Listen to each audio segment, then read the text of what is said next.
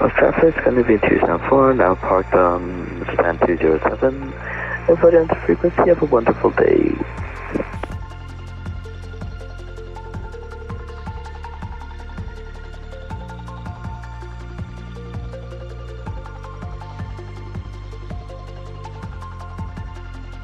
Have a good one, 274.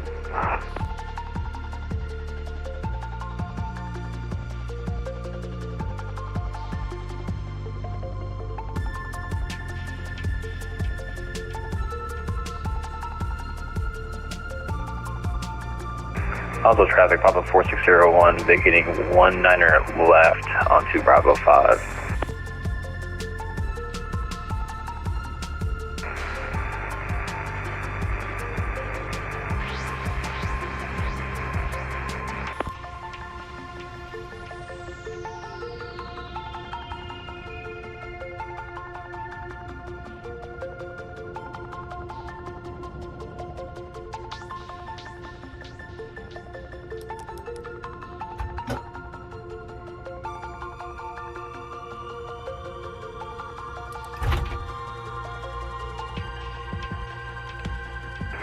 Also traffic, Papa 4601, taxiing correction, from Bravo 5 down to Tango to Sierra 3. Gentlemen, traffic, Yellow Wings 9, correction, Yellow Wings 79, exit, push back from stand 76, straight push to position 2, got them on.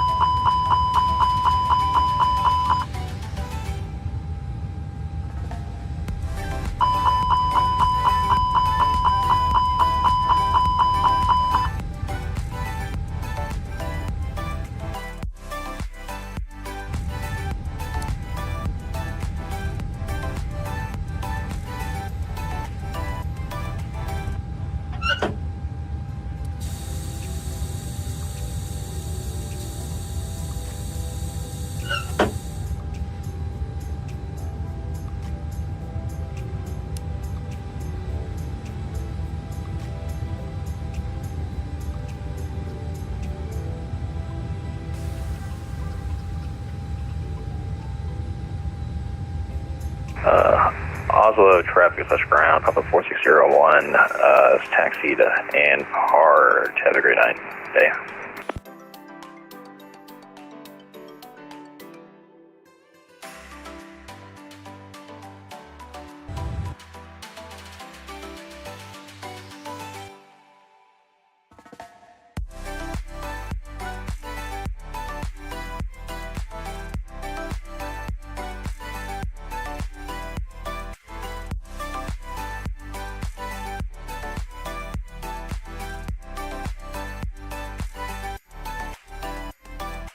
Got them on traffic, Yellow Wings 79, X-ray, taxi on 0.7, runway 19 right, via Delta Yankee, correction, via Delta Victor, November.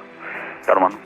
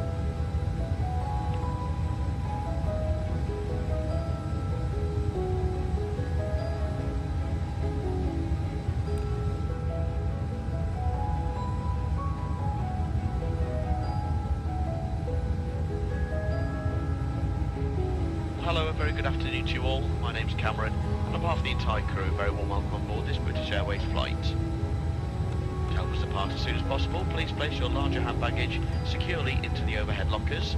Smaller bags, including those tagged with the yellow label, must be placed under the seat in front of you.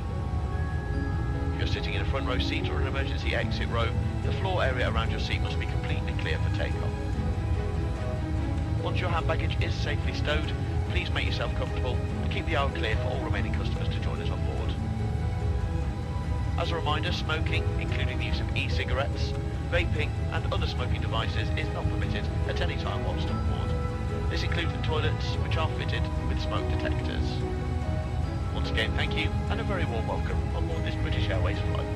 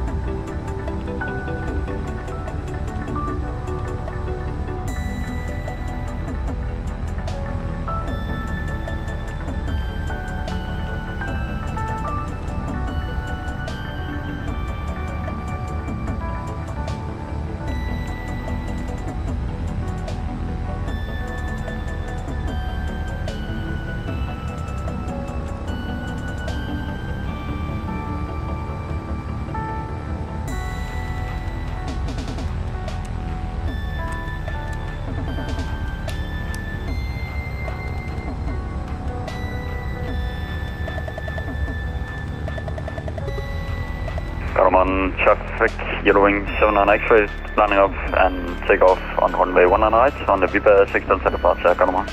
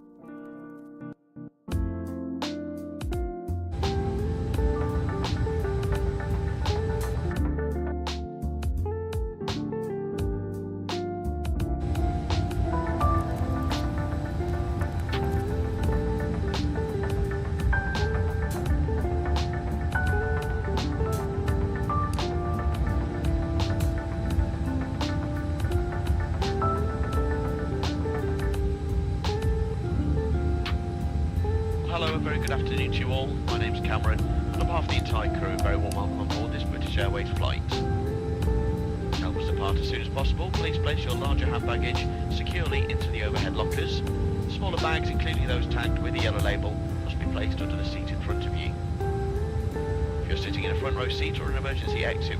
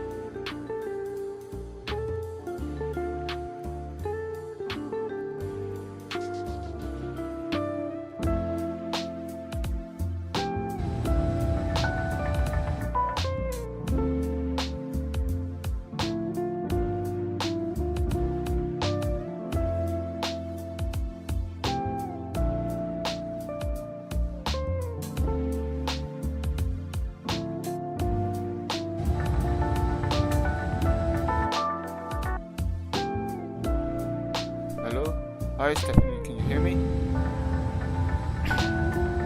Adam on traffic, Sierra Wing 79 X-ray, outbound from 198, passing 3,500 feet, final call, Adam on traffic.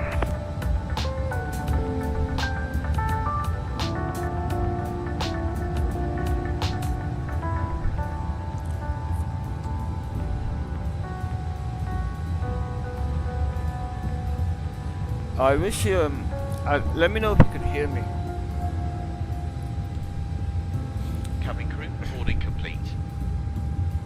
May I have your attention please? On our flight today we have a customer travelling with us who has a severe nut allergy. Can we please request that you refrain from eating any nut snacks that you have brought aboard with Okay, you? that's good. And we thank you for your cooperation I can and walk understanding. through you now. I wish I did it earlier. If you were on, I would have walked through earlier. Anyway, I've added the flight plan into the flight management computer. I'll send you a copy here so you can see it. I sent the flight plan in the chat. Just gonna take some figures. Now that everyone's boarded, I need to let the computer know the aircraft's weight, how heavy the aircraft is, and then it will calculate our fuel management and our what else does it calculate? Our flap speeds as well as our takeoff speeds. So I'm just writing the rates on a notepad so I don't forget. It says ZFW is 0 fuel weight, that's what we need, 60.9. That means it's 60,900 kilograms without the fuel, 0 fuel weight. Now I have to go to the next page, and then I have to look for the max 0 fuel weight. Basically it's the percentage. I'm going to also write that down, 31.3. That's basically, this is basically sent by the aircraft, by the airline. It's like the load sheet. So we're going to go back into our FMC, and then I told you the other day that we have to fill out all the boxes. If you don't fill out all the boxes, your flight is not going to progress without filling out all the boxes. 60.9/31.3. Let's see if I go to the flight plan, you can see all these dashed lines. Like the plane doesn't know the speed and the altitude because we don't have the rate in. So you can see like it's all dashed out. We don't even know the time. This is the estimated fuel on board on landing. So this is the landing, Heathrow 27, runway 27 right. This is the time we're gonna arrive, the distance. I'm sure it would know, but it would not know the exact time because it doesn't know how heavy we are. So watch what happens when I put it in the box. I'm gonna put it in the box here. Go back to the flight plan. It's gonna calculate. Watch all these lines. It takes a bit of time, but there you go. Now it's has all the information we need. So now it says the flight time is 1 hour and 43 minutes, and we're going to land with 3.4 tons of fuel on board. So our flight plan is complete. And then in the performance page, I'm going to take off at a speed of 147, and the transition altitude is 7,000 feet. So I'm going to set that on the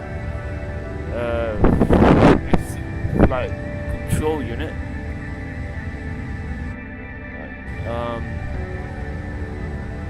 Just to prepare the autopilot. I'm basically arming. No, I'm not using GSX. I actually don't have GSX. I should get it, but I keep buying other things instead. Like, for example, I bought Dubai Airport the other day, and what else did I buy? I bought another airport. I think it was St. Martin's. I don't. One of them, and I keep forgetting about the GSX.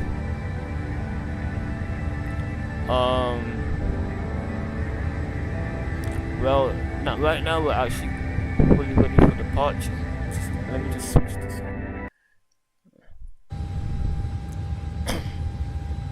on. Right now the APU is off.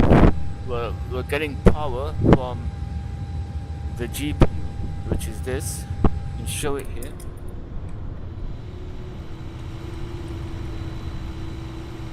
We're getting power from this device outside. So in order to get power while we're pushing back, I have to turn on the APUs. You can see the electric page, it shows the external power. Next to it will show the APU. So we're going to have to switch from external power to the APU in order to get moving. And APU is basically a backup generator in the aircraft. It's used for electricity and the air and the air conditionings, and we also use the air to start the engines. Aircrafts are started using the air from the APU. So I'm going to do that right now. So I'm going to energize it. Wait 3 seconds. See, it won't.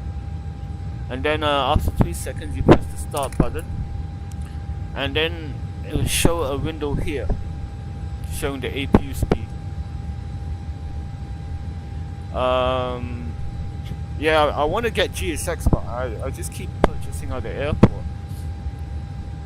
By the way, this display, this lower ECAM display, was where the flight shows everything that used to be on the flight engineers panel: pressurization, electrics. See, now it shows the APU gen, but it's still in orange because there's no power yet. This is the hydraulics. Orange means that the system is offline. And then we have the fuel page, all offline. APU.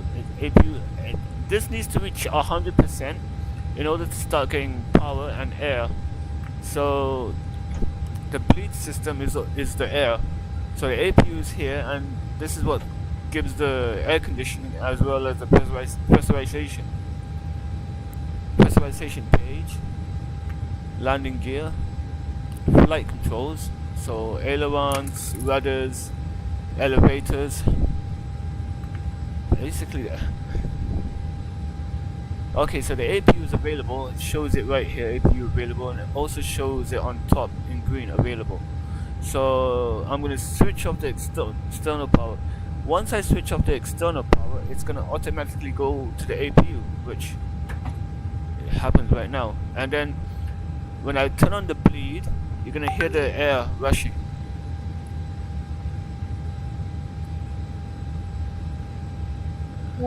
Just hear it slowly.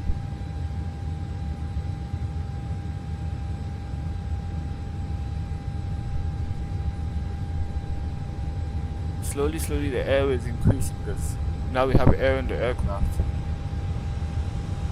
You can hear it. It's kicking in slowly. What else? I'll show you the electrics page. You can see now we're getting power from the APU generator, so we don't need this anymore. What else do I need to do? I'm gonna go back here and disconnect everything. Grounds. Is the jetway still here? Yeah, jetway is still there. I'm gonna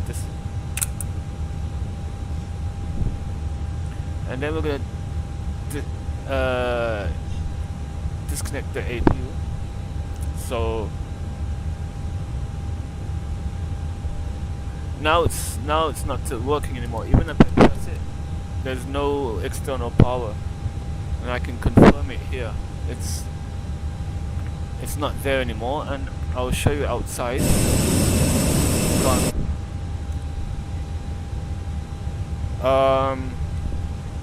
Now we're ready to go. So what we do next is we need to turn on the fuel pumps, left, center, right. Well, not turn them on. We put them in auto mode, so it's either off or auto. Since we don't have any fuel in the center tanks, even though the pumps are on auto, they're not going to be running. And you can check if there's fuel in the center tanks, they're going to be running. But since there's no fuel in the center tanks, they're just going to be on standby mode. And then we're going to switch on the beacon light. Just checking if everything's okay. Seatbelt sign on. And then I'm going to call for pushback since we're ready to go. So pushback.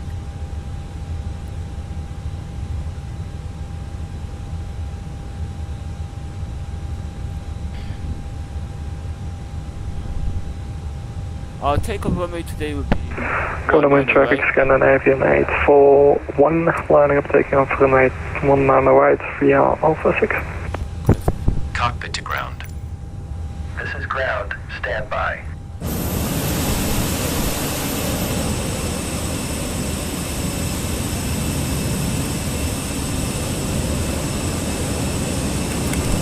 Can I toggle this? Can I toggle? Pop up chat. I want to minimize some windows.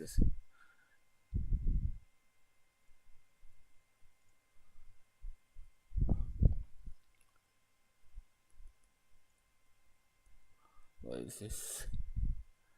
Okay, let's see. I'm just closing some windows so I can get some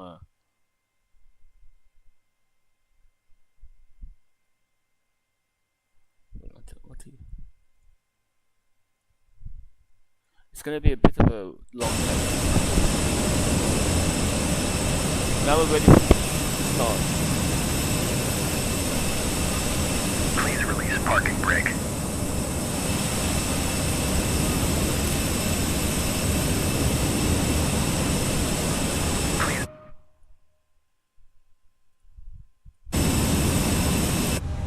I'm not gonna release the parking brake yet. Let's check. Please release parking brake. Now I'm gonna release the parking brake, which is here. I also have a hardware for the parking brake. So. Parking brakes are released. Commencing pushback. You can start the engines in sequence. It will start in the sequence. Now, in order to start the engines, Cabin crew, doors to automatic and cross-check. I'm going to wait a bit till we push back.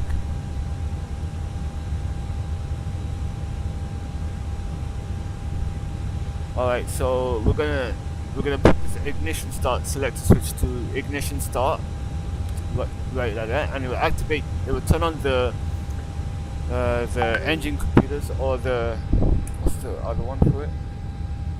And you can hear the air conditioning turning down. I don't remember the name for it because I've been flying the 777 for a while. It was in the 777. It's called the engine. Electronic Engine Control, EEC. Oh yeah, in this one it's called the FADEC. So what we're gonna do is start engine number 2. So we put engine number 2 from off to on like that, and then it's going to introduce air from the APU. So there's no air going into the cabin as of now. All the air is being fed into the engine. Please set your parking brake. Set the parking brake. Parking brake what's set. happening here? Ground. Is that you may disconnect. N2 increase at 25% N2 is going to be injected into the engine. So fuel Holding is at position, 0. waiting for the visual. Thank you and See, goodbye. fuel is being injected and the exhaust gas will increase. I also want you to hear the engine sound. We will now demonstrate demonstrate the safety features of this aircraft, your attention is essential as these may differ. I love the from any sound, aircraft the you've startup flown sound of the before. engine. Please study This the safety sound guide is in the created seat when area. the This includes important air safety is information rapidly specific to this being aircraft heated, type, which such as is brake happening pressure right now and the as soon as location the and fuel is added. operation So of the doors. once the fuel is added, it's In going the to event start of an heating emergency, up the low-level exhaust lighting will gas guide you to an temperature, exit. and during that stage you're going to hear that Exits are low clearly marked rumbling and are noise. being pointed out to you now. Please take a moment to look. Bearing in mind, this may be So you can see once it starts going back down, we can start engine number 2. So now the EGT is decreasing, not a lot, but a tiny bit. That means we're clear to start engine number 1. Please ensure that your So seatbelt engine is number 1, fastened. It must be worn whenever the N2 is seatbelt going to signs start are on, increasing, and it is fastened and at and adjusted like this 25% N2. and opened. Oh yeah, the Phoenix is a great aircraft. You see, I used to fly. I still do the fly-by-wire, and then I tried the inner builds. But as soon as I got the Phoenix, it was another level on top of the inner builds, and it's such a great aircraft. Now the fuel is being injected. You can see this is going to start to rapidly increase, but I'm going to ignore it and I want to hear the engine. Place the oxygen mask over your mouth and nose and breathe normally, adjusting the band to secure it. Please note that the bag may not inflate. You may need to pull on a coloured streamer to release your mask. Do make sure your own mask is fitted before helping anyone else. Your life jacket is underneath It's or beside increasing. your seat. We're just going to wait for the EGT to drop. This container and pull it over your head. Check the oil pressure. Pass the They're both tapes good. around your waist and tie them securely in a double bow at the side. Now it's available. Now we can put the ignition start back to normal, like that. To inflate, pull the red So top now of the air is going to show. go back into the cabin. You will The air start can be hearing the topped up air by using this increase. mouthpiece. There is a whistle and a light for attracting attention. Do not inflate your it's life increasing jackets now. until you are outside the aircraft. We can turn off the APU bleed. We can now turn off Any the personal APU. devices with flight safe mode This have green this light will feature automatically enabled go now. once the APU Handheld devices spools must be down. held securely or placed Now the in aircraft pocket. is being, now the Devices, electronic including systems is laptops, currently must be being switched on powered and by stowed in both luggage for takeoff and engines. So we landing. have generator 1 from the left engine and generator 2 from the right engine. See, now now the APU is there. It's gonna disappear soon. Once the APU cools down. Auto brake to maximum. So in case of a rejected takeoff, auto brakes will activate to help us slow us down. And now I'm gonna trim the aircraft. So down 0.2. Down 0.2. So we can check here. It's at 0.3. 0.2.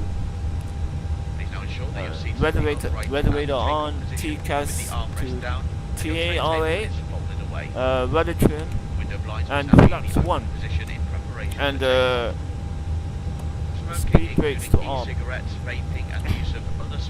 This is for rejected takeoff, so if I reject the takeoff, the speed brakes will automatically deploy. The speed brakes are the ones that come up on the wing. Thank you very much for your attention. Now I'm going to do the flight control checks. So to check if my flight controls are working. So when I pull back, it's going to automatically switch screen. So up, neutral, down, neutral, left, neutral, right,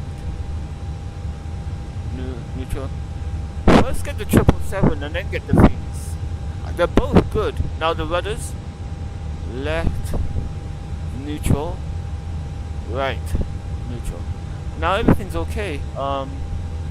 Now the takeoff memo has come, so it shows auto brake to max. So even if I switch this off, you don't have to remember this. See, signs are on. So if it's not in the right position, it's going to show up as blue. So auto brake max. Spoilers arm. Let me show you the spoilers. I'm going to disarm the spoilers. It will show arm. So basically, I'm going to test the takeoff config normal. The cabin, you have to wait for a bit. In the Phoenix, it will automatically disappear. Usually it's the cabin crew will press a button in the back to let you know that the cabin is ready, and then he's going to call me up. What else do we need to do? Now we should be ready for taxi. ATC is not online. Usually I would call him for taxi. So I'm gonna turn on the taxi lights on, and then we're ready to go. Park and brake off. We're gonna be flying to London Heathrow, by the way. So I'm gonna.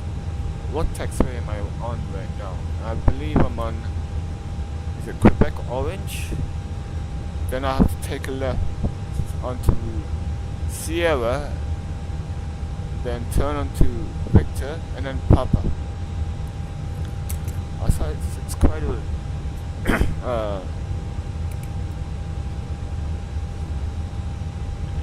of a long taxiway. It's on the other side of the airport.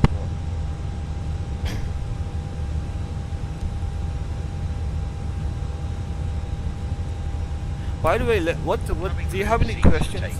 Now look, you can see the cabin has gone ready. It's Cameron at door 1 left, cabin secure for takeoff. Thanks, Cameron. Cabin secured for takeoff.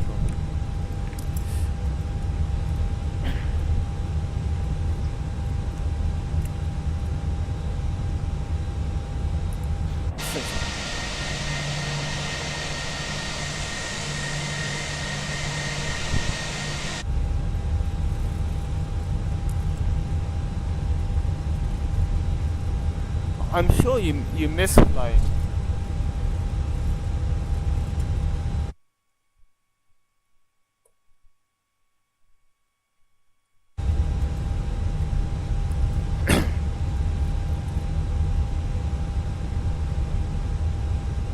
Tomorrow is the long haul back to Heathrow, so I'm going to Heathrow today and tomorrow.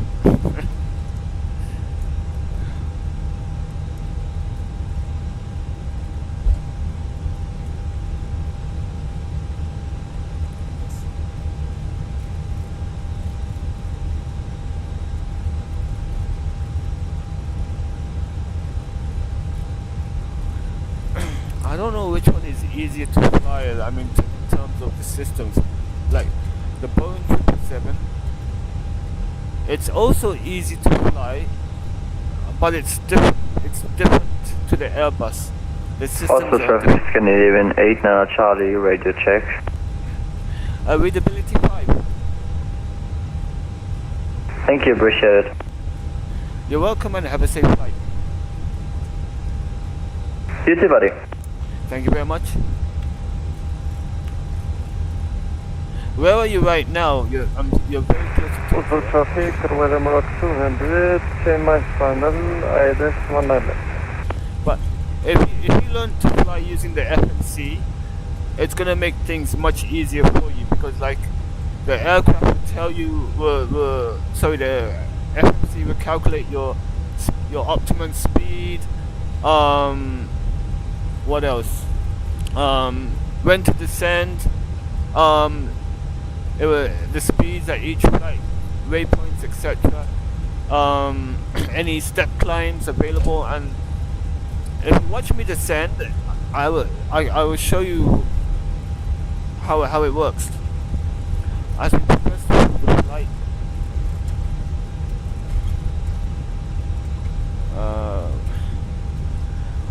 I need to turn left onto Victor. Where is it? No, is it Victor? Papa. It should be Victor.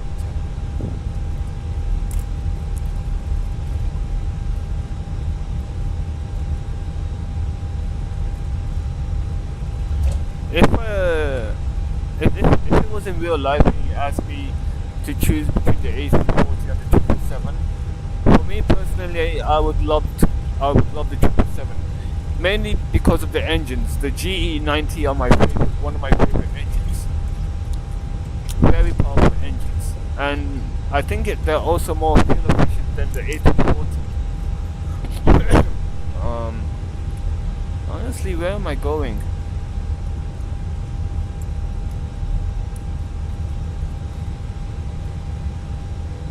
Bravo 9.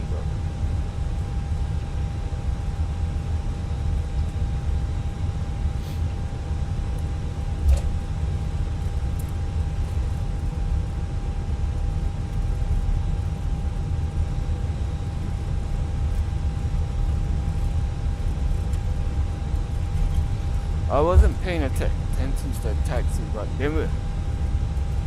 Why do you prefer Boeing in real life? Something to do with the cabins?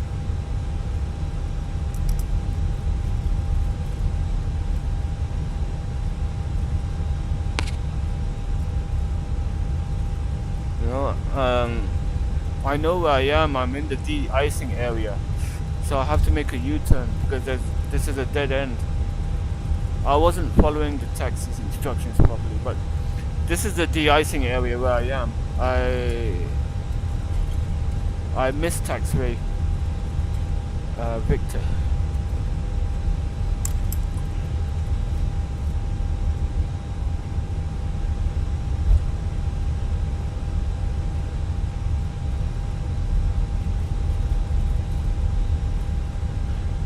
This is the first time I took the wrong turn at this airport, because usually the active runway is 01 left, and I'm usually parked on the northern side of the airport. For some reason yesterday ATC decided to park me on the southern side of the airport, so that's why I had missed a turn. See, I wanted to take taxiway Victor. There's Victor over there. Here's Victor. one turn too late. So it's left onto Victor, and then right onto. I don't like this airport's chart. Let me just read it after the turn. I've flown above Airbus, but for me I just prefer. I like I've flown on both, but I cannot decide which one is better. Like, but the Boeing 777 I felt was more spacious. I've flown even the Air 40 in real life, and I felt the Boeing 777 was more spacious than the A340. I'm just trying to read the next taxiway. I think it's called taxiway Kilo. I'm just checking. Or no, it's called taxiway November. Taxiway November.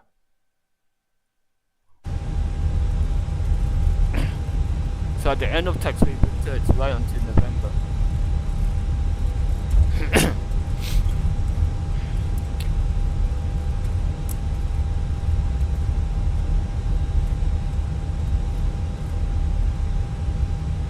By the way, I'm gonna get my FCU on Saturday. Like, on this unit right here, I'm gonna be getting it on Saturday, and from the reviews, it works really well with the Phoenix. So I don't have to use my mouse anymore for the autopilot. It's gonna be me touching the knobs, which will feel much better.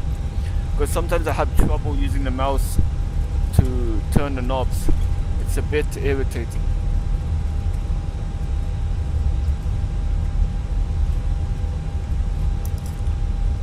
Even in the you asked me the other day, even in the Airbus you can see I have the VORs. That we don't fly using VOR, we just use it as reference. We like as a distance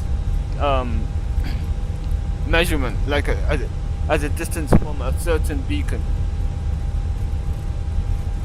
But we don't fly using the VOR.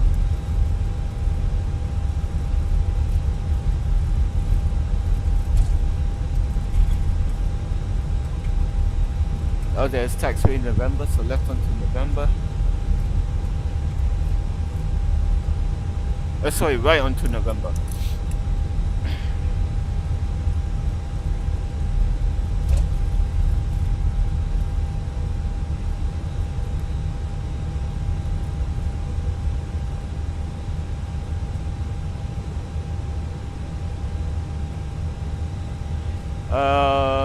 I don't know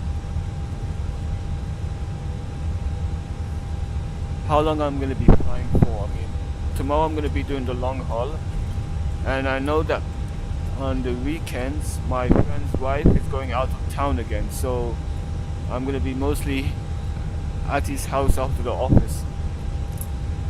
Give it a bit of power. I have the Airbus set here.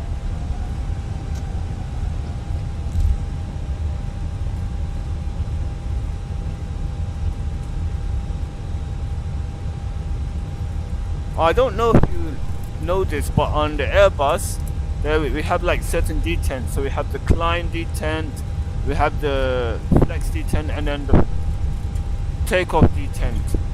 So the takeoff detent will be full power for takeoff. The flex detent will be reduced takeoff power, which I'm going to be using. And then once we're in the air, I will go from flex to climb mode. I will demonstrate it. In the Boeing, it's automated, so once you're in the air, it will automatically go to climb mode. But in the Airbus, you have to put it into climb mode yourself. That's a difference right there. It's the takeoff.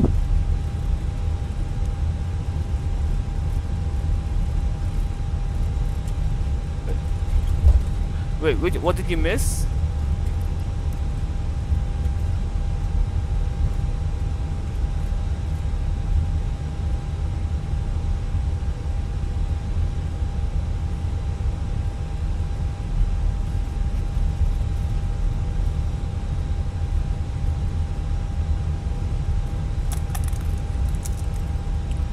By the way, I set end of FMC flight level 360, and the transition altitude is 7,000 feet. So at 7,000 feet, we will change from the local QNH pressure to the standard QNH pressure of 1013.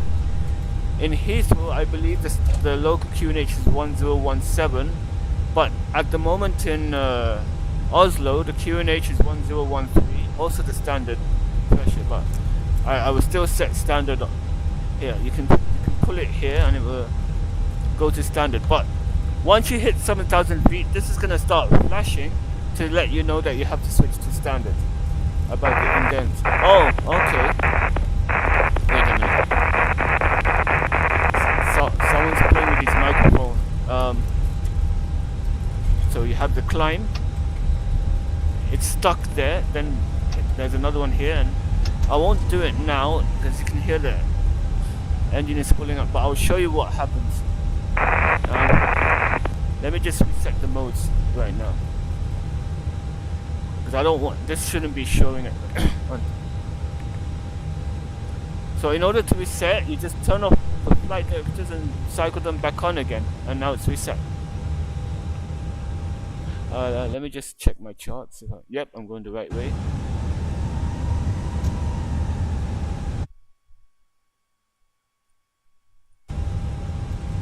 I'm just opening up my SID chart.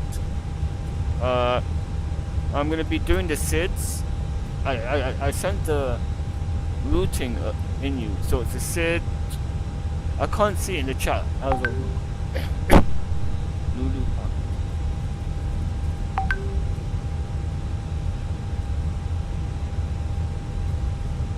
There's the airport in front of us. So now I'm going to switch on the transponder so ATC can see me. I'm going to switch on the strobes, the takeoff lights, and now we're set for takeoff. So I'm going to line up on the runway.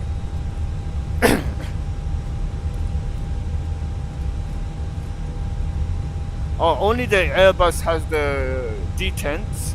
The Boeing does not have any detents. So lining up right now.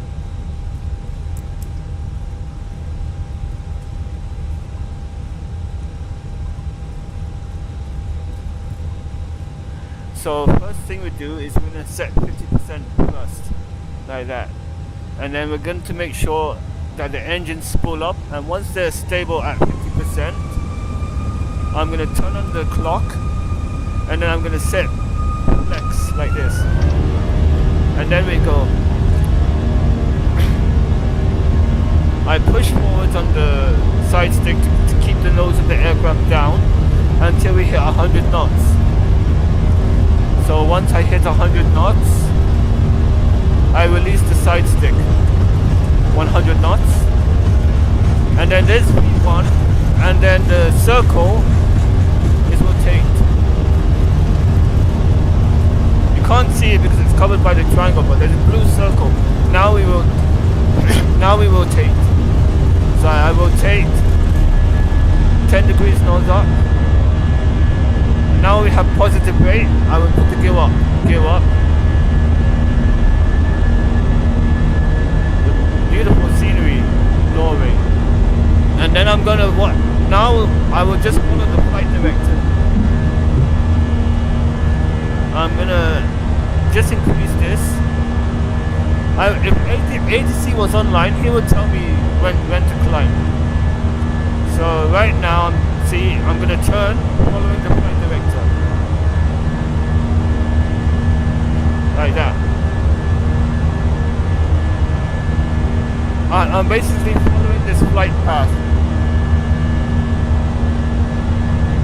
Now we get this level climb, blinking right here. That's telling us to go to flight. So then we pull the first levers back to climb, like that. I'm going to disarm the spoilers, and that's about it. You can see now it's in climb. So now we have flaps +1 set. So once we pass this S, we can put the flaps to 0. So now the aircraft is accelerating. It's currently following the FMC speed.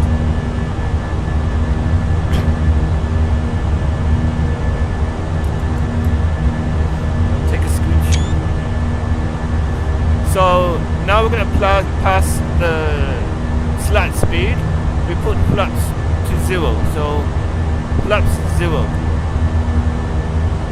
And that's basically this part going in.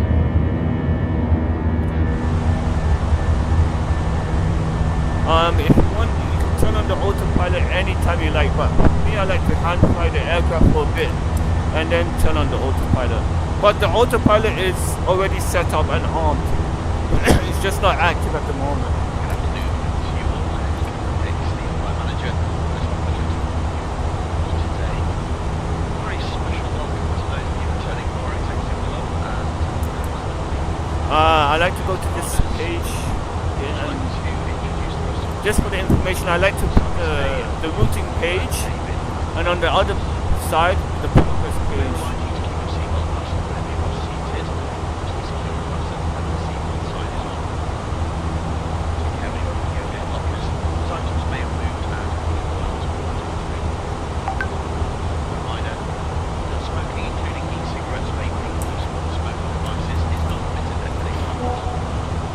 So at 7,000 feet, this is gonna start blinking. Oslo traffic, Scandinavian 89 Charlie pushing back, gate 26.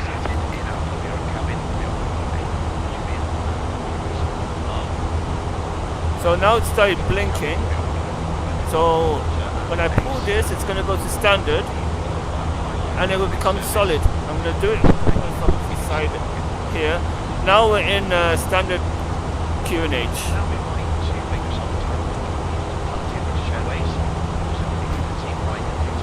Once we get to 10,000 feet, we can turn off the landing lights, and if the aircraft is stable, then we can turn off the seatbelt signs above 10,000 feet.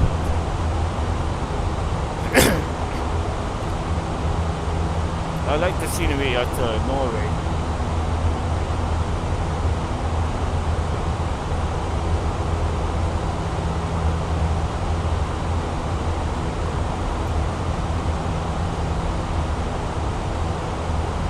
So 10,000 feet, landing lights off. Aircraft is stable, I'll turn up the seatbelt signs.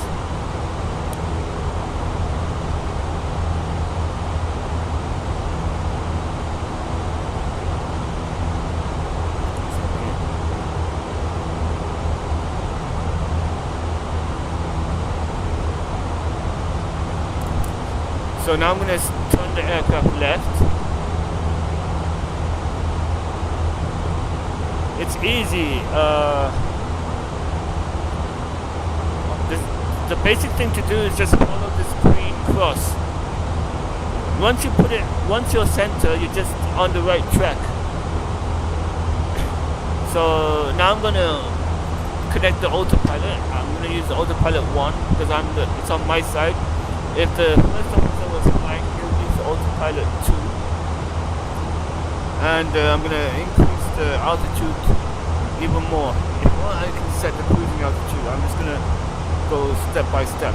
Even though the flight management computer is controlling the climb, it will never pass your selected altitude. So once it reaches flight level 290, it's not gonna pass it. But it will climb as it wishes until that flight level. But if I want, I can improvise. So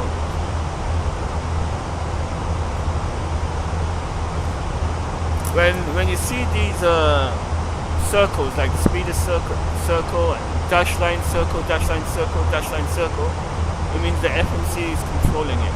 However, like if I want to control the speed, I can pull the knob, and now I can control the speed. So I can increase the speed, and then the aircraft will start to increase that speed. The same thing, I can pull it, now the heading is under my control, so I can turn it left or right. Now it's turning left, I'm going to turn it right, like that. If I want the computer to fly it, I just press it in. See, it's pressed in, the circle came. Now it's gone back to nav, you can see it here. If I press it in, it's going to go back to we call it manage mode, flight management computer, manage mode, and then selected mode, manage mode, and these anything in these boxes is important. It's telling me what the autopilot is doing. So now it's using cross climb, it's using open climb, but I don't want to. Open climb is actually mine. Scandinavian 89 Charlie, expecting to runway holding point 19 left. By Delta, Papa, Sierra, Tango. This is my mode, open climb. This is selected mode. So if I push this, now it's going to go into climb. That means the flight management computer will be controlling the climb. Open climb is basically the aircraft will set a certain thrust, and it will control the speed using the pitch. So for example, if I set like 250 knots open climb, the aircraft is going to pitch up to slow the aircraft down, but it's not going to reduce the engine speed. The other thing is that if I'm doing 200 knots and I want to do 220 using the open climb, the aircraft is going to pitch down and start and the aircraft will start speeding up since it has routes to climb. Like the steeper you climb, the slower your aircraft is going to slow down. Let me demonstrate now. So I'm going to go to open climb mode, and I'm going to decrease the speed to 200. See, now the aircraft is pitching up. It's not going to change the speed. It's going to keep the same speed, but it's now pitching up to slow the aircraft down. See, now it's decreasing as we speak.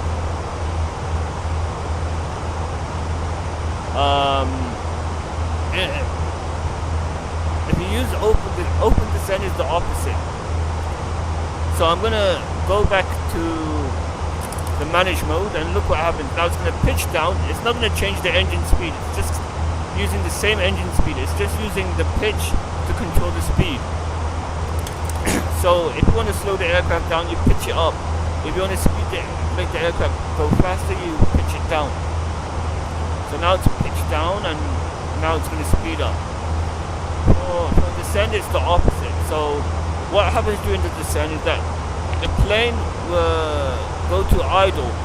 So it's not going to be using any thrust. It's going to be the engine will be at idle, and it's going to be using gravity to speed and to increase speed speed or decrease speed. So if I was, say, for example, at 300 knots and I want to slow down to 250, it's going to reduce its rate of descent.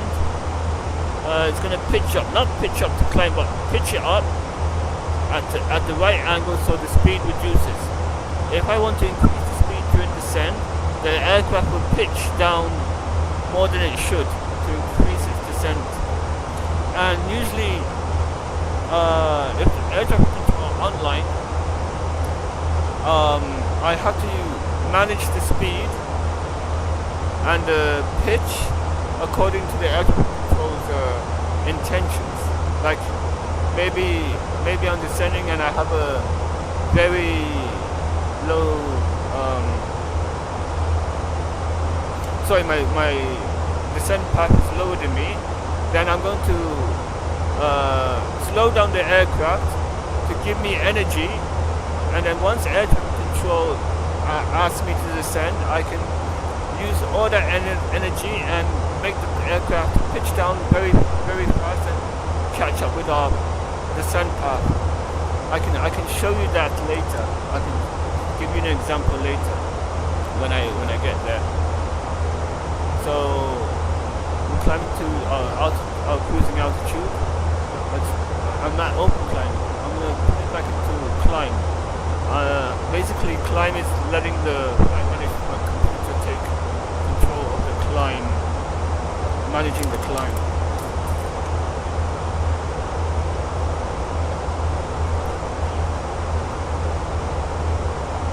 Once you get the hang of it, it's just like riding a bicycle. I think the only difficulty is setting up the flight computer.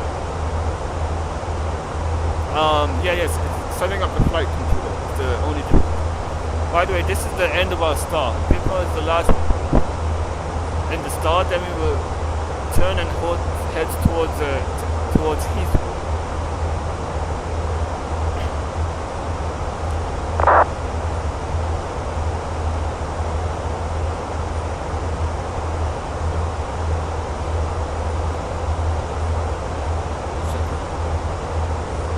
Even the AP is gone. Both the external power and the AP are not there. Hydraulics. There's two hydraulic systems, green, blue, yellow. Green is being pressurized by the left engine. Blue is pressurized by an electric pump. And then yellow is pressurized by the right engine. And then there's a backup electric pump in case the yellow system fails, then I can turn on the electric. If the right system fails, I can use the power transfer unit to transfer power from the electric to the yellow to the green power. Fuel page, fuel in the left wing, fuel in the right wing. If we fly longer distances, we will carry fuel in the center tanks, but since it's a short distance, we put nothing in the center tanks.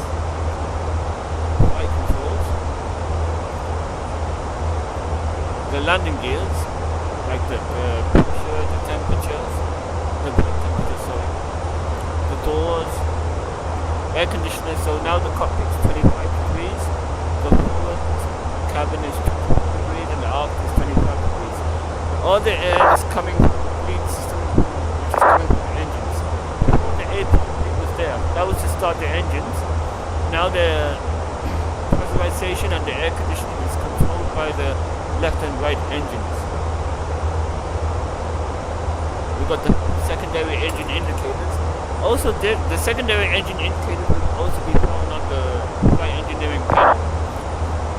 We got the primary engine indicators and then the secondary below. So this is the secondary. By the way, this is the cruise page, so it shows like the summary. This is what I like about the Airbus. This is what Boeing don't have. They don't have this page. They have other pages, but they did. The thing about the Boeing is that you notice, like, depending on what phase I am, if I'm on the taxi phase, the pushback phase, and all, the page would change automatically according to what part of the phase I'm in. So during the pushback, back and engine start, it was showing the secondary page. And then after that, it was showing me the flight control page. And then for the takeoff, it was showing me, I think, either the engine, if I remember, either the engine page or where is it? This page. For landing, it's going to show this page to show the landing gears, center, left, and right landing gears. And it also show here. Flaps are here.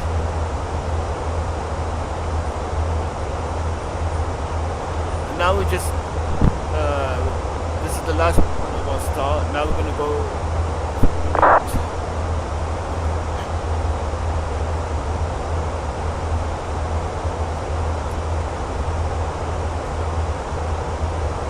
I'm gonna turn on the airport so you can see other airports in the area.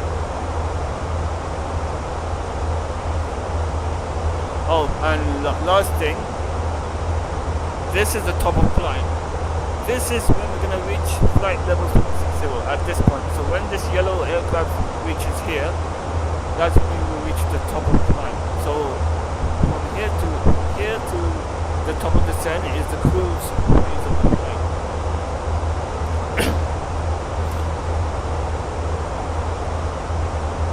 I'm just going to switch on the lights now. It's sunset.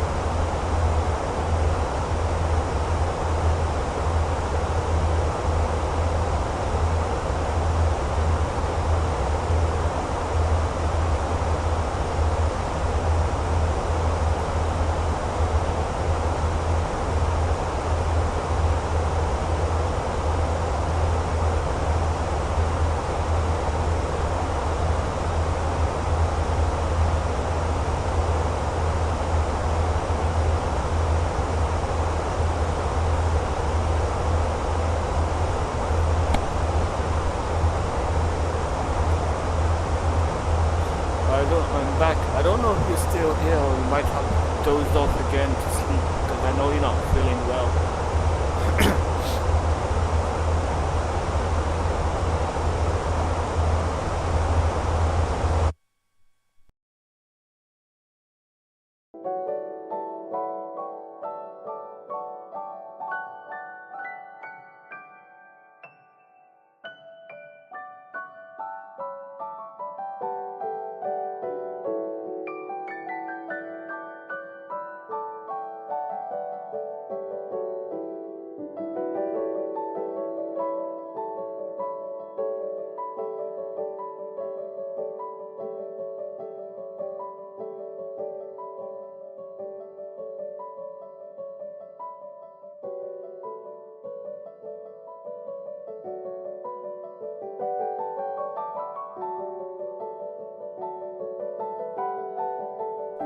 Okay, now it's the I wouldn't say boring, but the most quiet phase of the flight.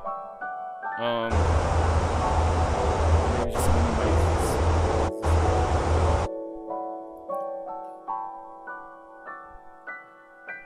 This is the most quiet phase of the flight. Oh yeah, before I forget, you can see the top of climb is here.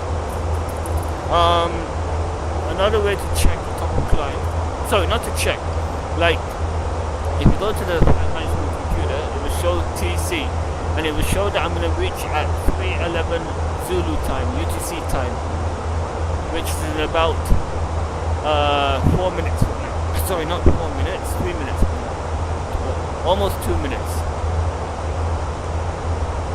So it's now 3:08 and I'm going to reach the top of the descent at 3:11.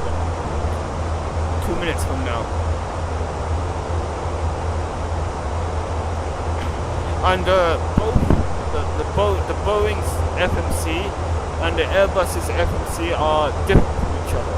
They're not the same, but they do need the same information. So it's just different formats. So Both FMCs will need to know the origin and destinations. Both FMCs need to know the SID and stars if they're available. Both FMCs need to know the departure and arrival runways. Both FMCs will need to know the waypoints. Both FMCs will need to know the rate of the aircraft. Both FMCs need to know your takeoff speeds and your landing speed. Sorry, only your takeoff speeds. Once you give the takeoff speeds to both FMCs, through that they can calculate your landing speed. And both FMCs you need to put in the flap settings. Like for example, I put in flaps 1 for departure today. And then once you put in the initial information, you can do it over. By the way, when it shows, if it shows a box, that means that there's been a change in one of these things. So let me see if I can do it now. I don't know speed. Yeah, this box means there's been a change. You've changed something, and it's letting you know that something's been changed in the autopilot. And then it will automatically go to solid. So now it's going to show the box again. Same thing. Heading. It's shown in the box. It catches your attention in case the autopilot does something you don't want it to do. You can see. So this box just catches your attention, and it's also done in the Boeing as well. Whenever there's a change, it will show up in the box.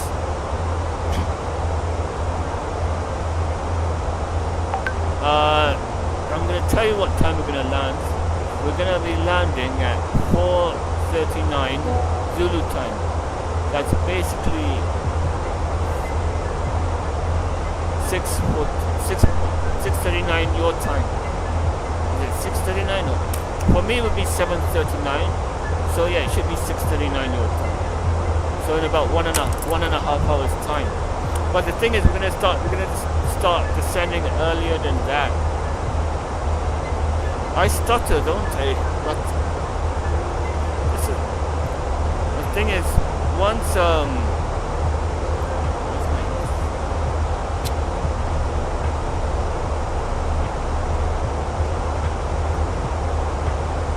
once you start talking to air traffic control, it's the same pattern over and over again, but different, like small different word changes.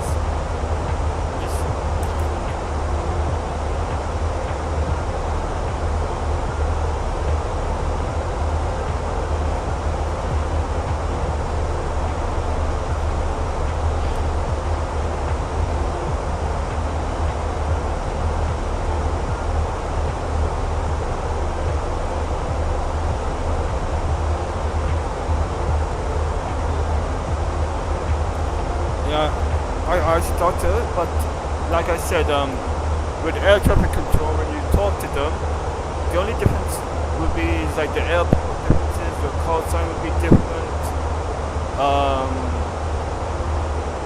What else would be different? Flight level would be different, SID and stars would be different, but mostly the phrases are the same. Just only different words. Usually I have a notepad and I just write what I need. So before I ask for the air clearance, I will write down, like the airport I want to go to, the ATIS information, with Alpha, Bravo, Charlie. Basically ATIS is the automatic weather. So when air traffic control are online, they start with ATIS A. So A is just, it's not anything complicated, but let me explain it in simple terms. So, for example, if Heathrow was on the ATIS A, maybe the temp, I would just give you only the temperature. So, let's say A would be 18 degrees, so it would be 18 degrees. If the weather changes to 20, then ATIS would change to B. that means there's a change in the weather, so they will change the letter from A to B. If the weather becomes 24, the ATIS will have to change to letter C for Charlie, and so forth. So we keep going D, E, F. Now, the reason why we have this is because when I ask for the air traffic clearance, I will say, right now I'm using cosine Speedbird 7 Papa India, or is it India Papa? Let me check. Okay, Speedbird Papa India. So I would say Speedbird Papa India on stand, let's say 508, that's the gate. Airbus A320 with information Charlie on board. So when I say information Charlie, he knows which weather information I have. And sometimes the ATIS could be D, Delta, and I say info Charlie. That means I have an outdated weather information. That's why they use these letters A, B, C, and D. And we can get these letters when let me see if I can get it for you right now. If I can get the ATIS. Let me see if I can get the ATIS. Let's see if there's ATIS in my area. Yep, there's ATIS in my area, so let me tune in on ATIS right now. ADDH. ATIS. Let's say ATIS. I'm gonna tune in. What is Denmark? Copenhagen. Major.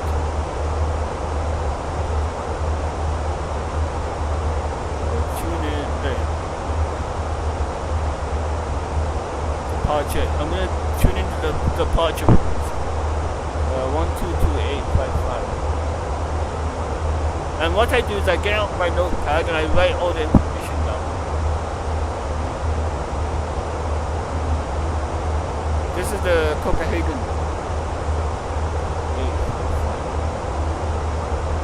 3,600, 14,000 status, temperature 19er, dew point 16, QNH 1015.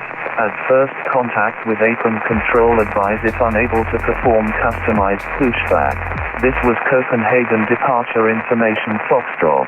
Advise on initial contact, you have information, Foxtrot. Now it's at the end of the 8. This is Copenhagen departure information Foxtrot. At 1450 Zulu Special. Runway in use for takeoff 22 right. Wind 180 at 9er. Visibility 10 kilometers or more. Few clouds at 3,600. 14,000 status. Temperature 19er. Dew point 16. QNH 1015. At first contact with apron control advise if unable to perform customized pushback. This was Copenhagen departure information Foxtrot. Advise on initial contact, you have information, Foxtrot. This is Copenhagen departure information Foxtrot. So, Copenhagen is now on information. If the winds or anything in that ATIS changes, either the winds, the temperature, even the runway has changed, then it was going to go to information echo. Sometimes the runway changes, sometimes the wind changes, or anything. I'm just going to grab my water.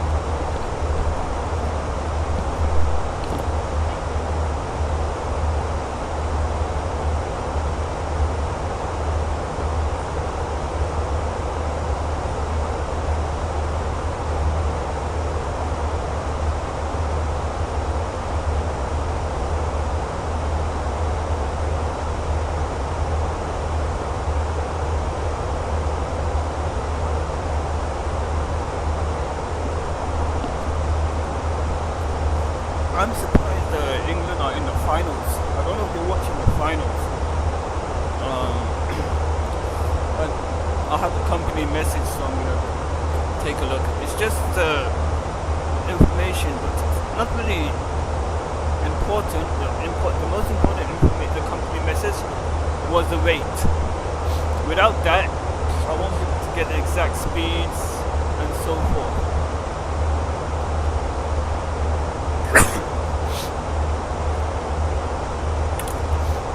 Yeah, no, it is.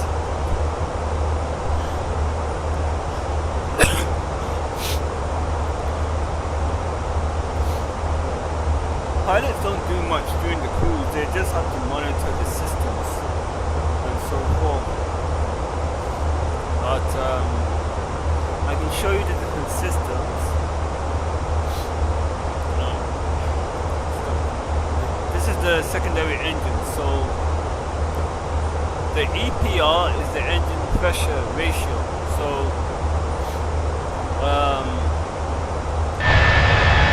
let me just mute the. I don't mute the simulator, maybe because it's loud.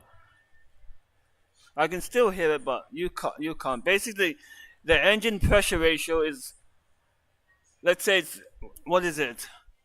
1.3.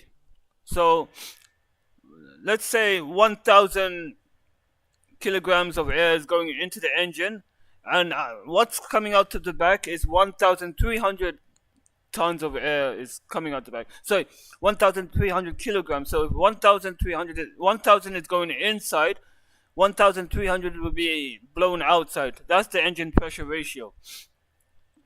The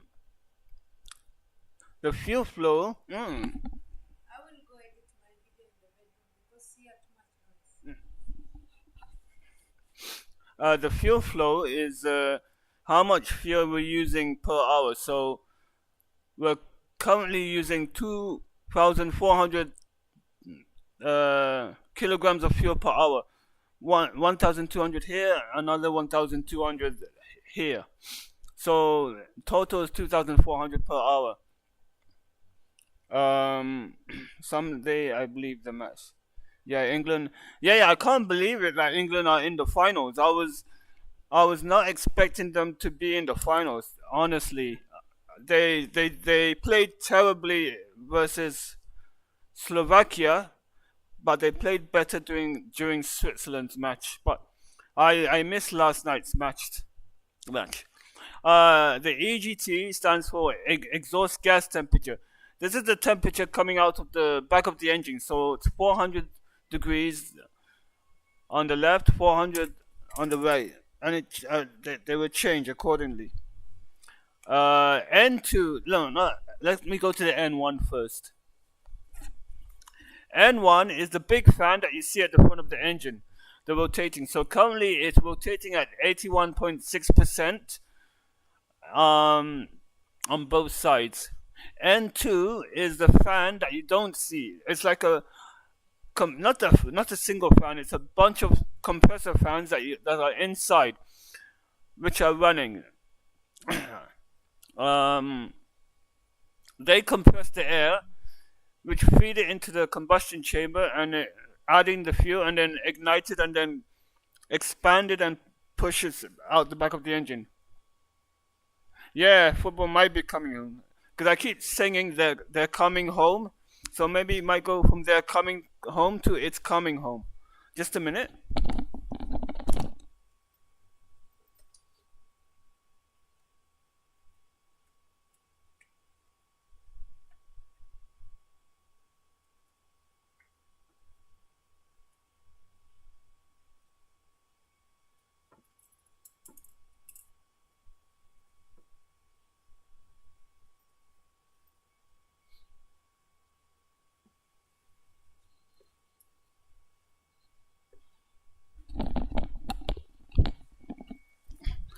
I don't know if you were on Jamie's stream last week after the match with Slovakia. Jamie, I mean the London controller guy, he mentioned that pigs will grow wings and fly before England wins the World Cup, sorry, the Euro Cup. So who knows? Hopefully we will finally get the Euro Cup on Sunday. Now this is the secondary page. This is how much fuel we've already used. So we've been flying for roughly an hour now, maybe even less, because you can see it says 1,200 each, and we've only been flying for 35 minutes, 36 minutes. This is the reason why the fuel is more than usual, like it should be at 600 if we're flying for 30 minutes. It's because we were climbing, and during the climb phase we use more fuel than we need. This is how much oil we have in each engine, so 16.5 quart, so each engine. This is the oil pressure for each engine, the temperature of the oil, and the engine vibration. This is normal. Like if there's a damage in the engine will surely vibrate, and this will start to increase, which will give us like an alert saying vibration. The bleed page. As you know, there's you can't breathe at this altitude. We can't breathe at 36,000 feet. So what the aircraft does is it sucks in the air and uses some air in the N2 stage, in the compressor stage. It compresses the air so all the oxygen particles come together, because the higher you go, the oxygen particles spread out. They're not the same as in the ground. That's why it's hard to breathe, because of the less oxygen particles are in a sample. So what the engine does is it compresses the air to give us the right amount of oxygen we need to breathe. But the downside is that when you compress a gas, the gas is surely going to heat up. So at this stage you can see that it passes in, and it's usually at 200 degrees or more, and then it will pass this stage and go into something called the PAX, which stands for pressurization air conditioning kit. So what happens is that the PAX take air from the air outside is cold, so cold air is going through here while the warm air is going through here. So it's not going to mix with the bleed air. It's going to go around the outside, because basically the cold air is oxygenated air. So it's going to cool the pressurized air down to around 95 or less. And then it's cooled even more to 20. And then this is the pressurized air that enters the cabin conditioner. So then the thing is, then it's going to add a little bit of hot air to mix. So it's going to mix some of the cold air and the hot air to... Is there a video cam on the Phoenix? No, there's no video cam on the Phoenix. It doesn't have it. It's an older aircraft. It's got it's the CEO, not the NEO. This is the pressurization page. I'll just say in basic terms, like basically the cabin altitude is at 7,000 feet. So the cabin has the same amount of oxygen if you were at 7,000 feet. So if you're out on the 7,000 feet mountain, you will be having this amount of oxygen. So this is the pressure differential. So it's 7.9 pressure pushing on the fuselage. It's not really a big deal for me. I mean, I don't really use the camera that much. I prefer the systems and the aircraft more than the camera itself. Even the 777 doesn't have the camera as well. The next page is electrical. We have the batteries, the DC power on the top, and then we have the AC power coming from the engines. But since when the AC power is on, the batteries are being charged. So you can see generator 1 goes to AC 1, and it's basically feeding the aircraft. And then this here converts AC into DC to power the DC items and to charge the batteries, same as this side. We got the hydraulic system. I'm going to decrease the pressure of this hydraulic, and then you will see what happens. I'm going to disconnect this hydraulic system.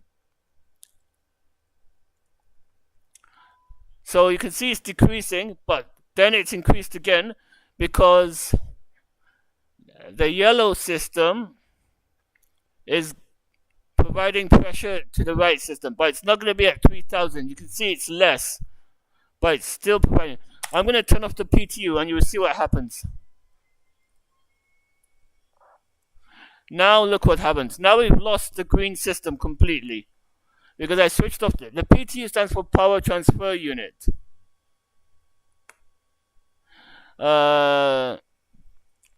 So now we don't have any pressure in the green system, but it doesn't matter because in the flight control page we've lost some of the speed brakes. But if you look at the left aileron, the left wing, it's being pressurized by two systems, blue and green. So even if we lose the green system, we can still fly the aircraft. So we've lost the green in the pitch, we've lost the green in the rudder. So it's what is the word? It's when there's multiple things to redundancy. So the hydraulic is very redundant. If I go back to the hydraulic page, let me turn on the power transfer unit. So now this system is going to be going back online, but it's not going to go at exactly 3000 because it's sharing some of the pressure from the yellow system. What happens if the yellow system fails? So I will do that now. I will turn off the yellow pump. Now both systems are going offline. We lost the autopilot. I'm going to disconnect these. Let me just check the aircraft.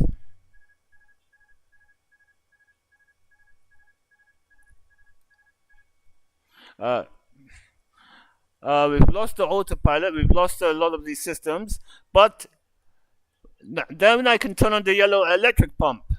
So the electric pump goes on, both systems are coming back online, but they're not going to be at exactly 3000 because the electric pump is not as strong as the engine driven pumps. I will go back on the autopilot. The green system is driven by the left engine pump. So when the engine is turning, it's going to provide hydraulic pressure. So the engine, a single engine provides electric power. 1, 2, it provides bleed air for the pressurization system, and 3, it provides hydraulic pressure for the hydraulics. So the engine is very important. You can see both systems are lower than 3000. So I'm going to switch on the green hydraulic, the green engine, hydraulic engine pump. So the PTU should disconnect. There you go. It's disconnected now. So the green system is running on the hydraulic. On the hydraulic engine-driven hydraulic pump, and the yellow is running on the electric. But for it to go back to normal, I'll set this on and I'm going to turn off the electric pump. So now this is the normal stage, all of them at 3000. And if you want to know, the trick is that when you look at the overhead panel, you don't want to see any white lights. White lights are not good. So that's a white light. So that's not in the normal setting. We want to keep the electric pump off. So let me see if I can show you. This is how Airbus designed it. I won't show you here. Let me see another system that shows it clearly. See, that's a white light. That's a white light. But do you see this says on, this says off, and this shows down and this shows up? Airbus designed it so it's easy, so you know which switch should be in which position. So this should be on and this should be off. So even though they're on the opposite things, this is the position it should be. Same thing, like you could notice that the APU bleed is off and these are on. They shouldn't be off, like, and so forth. That's how Airbus designed it. So usually when you press something in, it means on, and when you press something out, it's off. So even though there's no light, some buttons are in, some buttons are out. Like, this is the normal configuration. We don't like to see any white lights during the cruise, during the flight. The fuel page. This is a simple page. It shows the fuel in the left tank, the fuel in the right tank, the temperature of the fuel, each tank, the fuel flow, 40 kilograms per minute, and the total fuel on board, which is also here on the top, fuel on board. And then the APU. Since I switched off the APU because we don't need it anymore, but we use it during the engine start. This is what helps us start the engines. But now we have the X's, that means it's off. The air conditioner, I showed you earlier. The door page, we usually use this on the ground to show us which doors are open. We check to make sure all the doors are closed before we push back. We've got the wheels page, left landing gear, center landing gear, and the right landing gear. And then the flight controls. So this is all connected to the hydraulic system.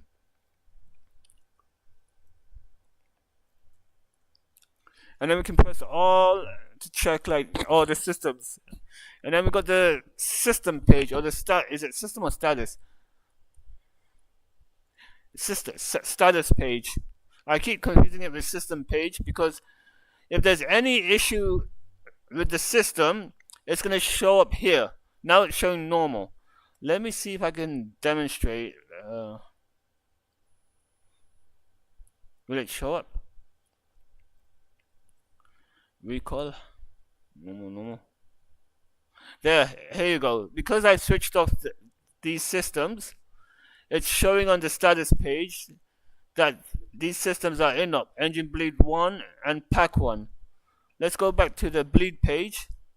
You can see I've switched them off. The engine bleed and the packs. The left air conditioning system. So if I switch them back on, you can see them going back on. Temperature's increasing.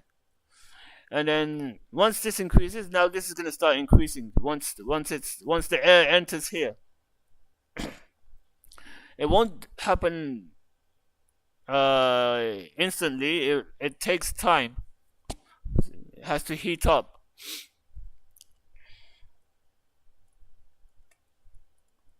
Pressurization. I can switch off the generators if I want, but if I switch off both generators, the ram air turbine is going to extend, and the reason why I don't want that to happen is because if the ram air turbine extends, I cannot retract it again. Only the ground engineers can retract it. They had to do it manually by hand. So I can turn off one of the systems and the aircraft can run on the other system. The aircraft can run on one engine, one generator. So this is what happened. I turn off the left generator, and now it's running on the second generator. So both systems are powered by only one generator. I'll switch it back on. And now they're both independent. the Boeing aircraft have the similar features, but they're configured differently.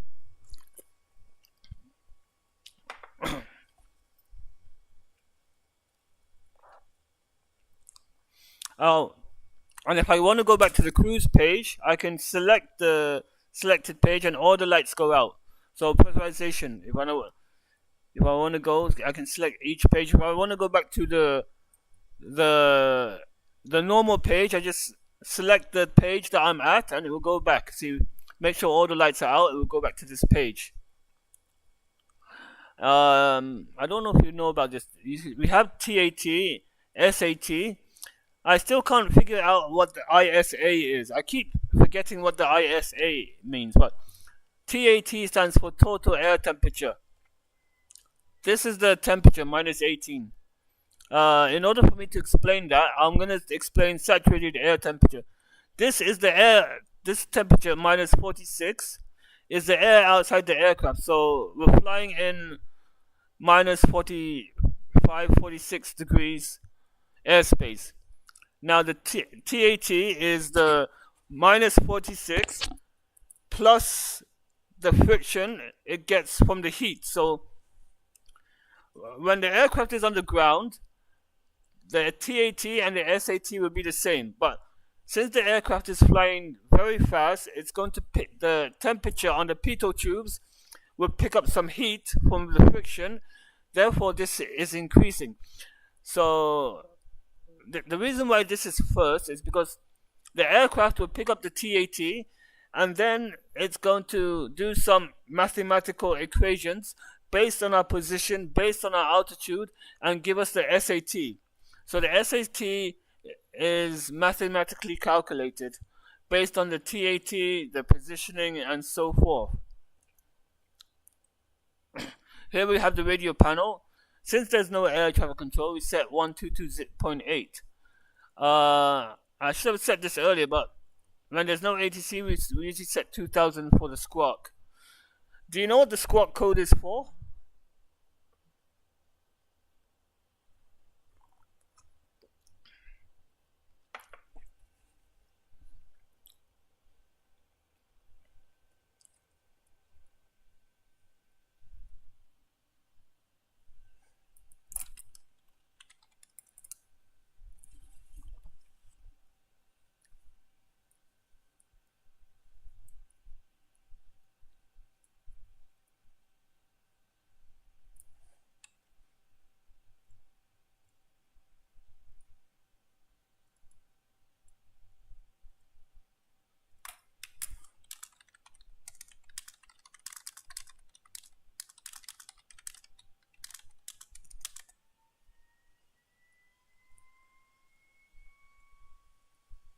ATC code such as yeah, you're right, but in normal circumstances, like air traffic control is gonna give us a specific squawk code. So maybe my last squawk code, if I remember correctly, was 6640. So what happens is that for example, on the radar you have all these dots, okay? So I will write it in chat so it's easier for you to understand. I'm going to put two cosines, 749. Nope, I'm going to delete that. Speed, yeah, I can explain it easier for you. So let's see, 640. Speedbird 456. Oh no, 417 4500. I don't know if you can see the squawk codes yet. So basically, air traffic control are gonna have a bunch of code signs and a bunch of squawk codes, and they have a bunch of dots on the radar. All those dots represents the aircraft. So if I set in the squawk 6640 on my transponder, I will show up as Speedbird 749.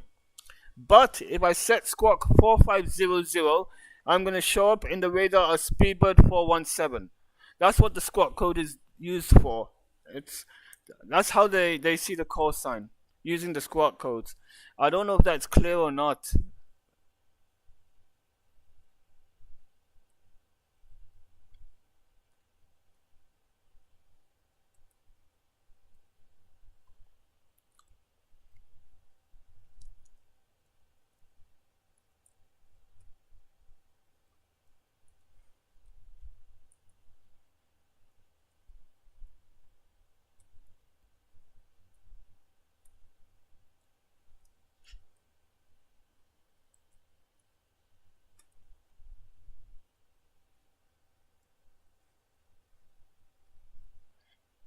I'll tell you something. Give me a call sign.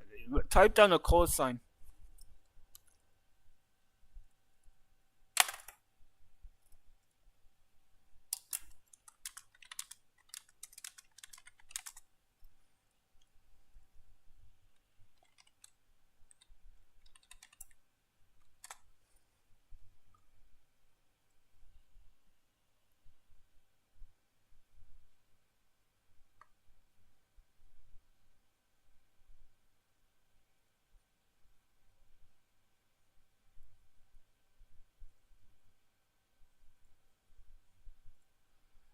Just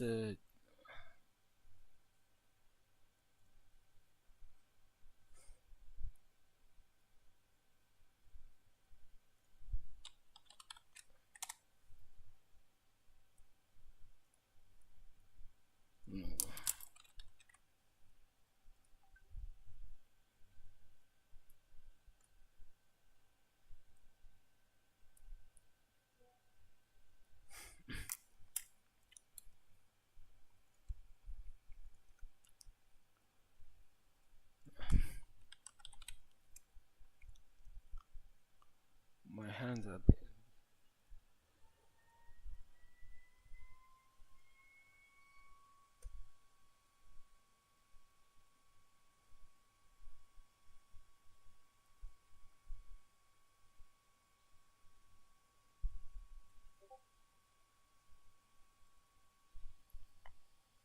Depend.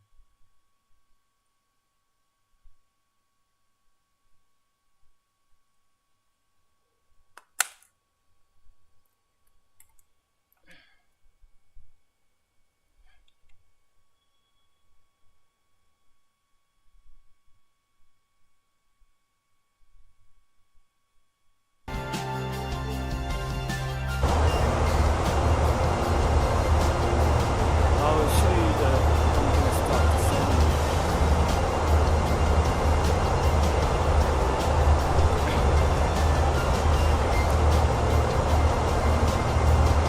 These are all the waypoints. So now Japan, which is also Japan, on heading up 260, we're 26 nautical miles away. So it's over here. So we have the 20 nautical mile range, 40, 60, and 80, and so forth.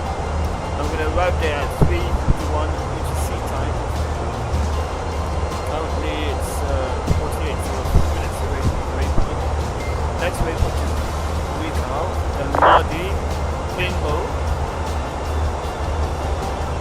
at Coco, Tulsa, Kubach, and there's the top of descent. We're going to be descending at 4:09. So we're going to be descending quite soon actually. No, not soon, in 20 minutes time. So we have a long way to go. And then there's the start of the star. So if you can see, N866 is the airway. So we're going to be following this airway. See, we're going to continue this airway until the star.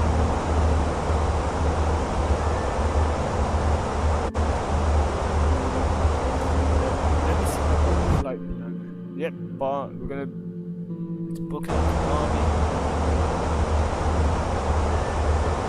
Okay, then. Okay. Bar.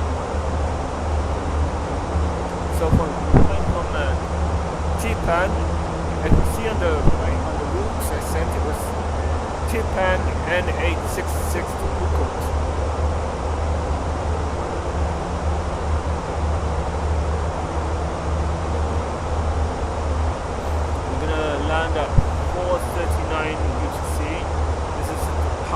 also 293 nautical miles ago, with an estimated fuel on board of 3,300 kilograms, 3.3 tons.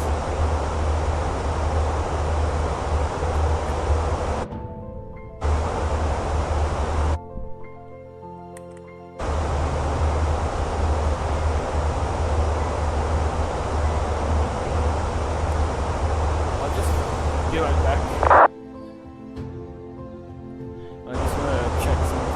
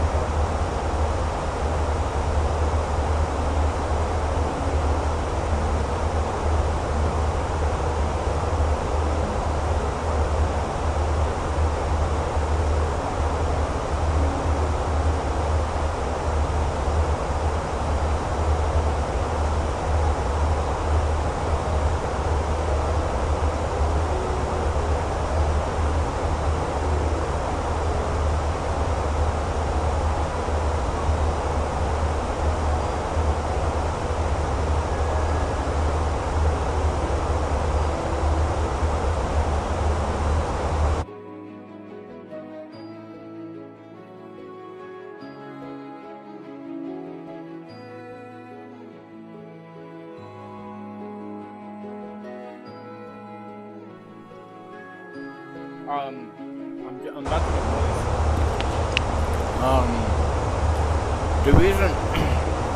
The reason why you need the FSTL is because without the FSTL, the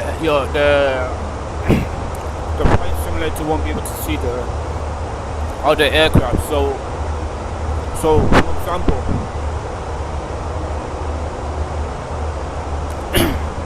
if you see a 777 in that sim, and if you don't have the 777 installed like as an FSTL model, it's going to substitute it for something else.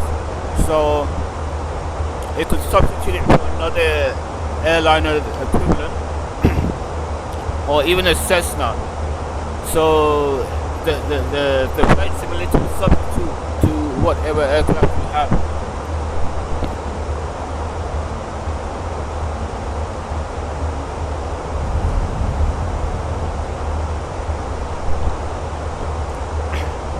This is the only downside of the simulator.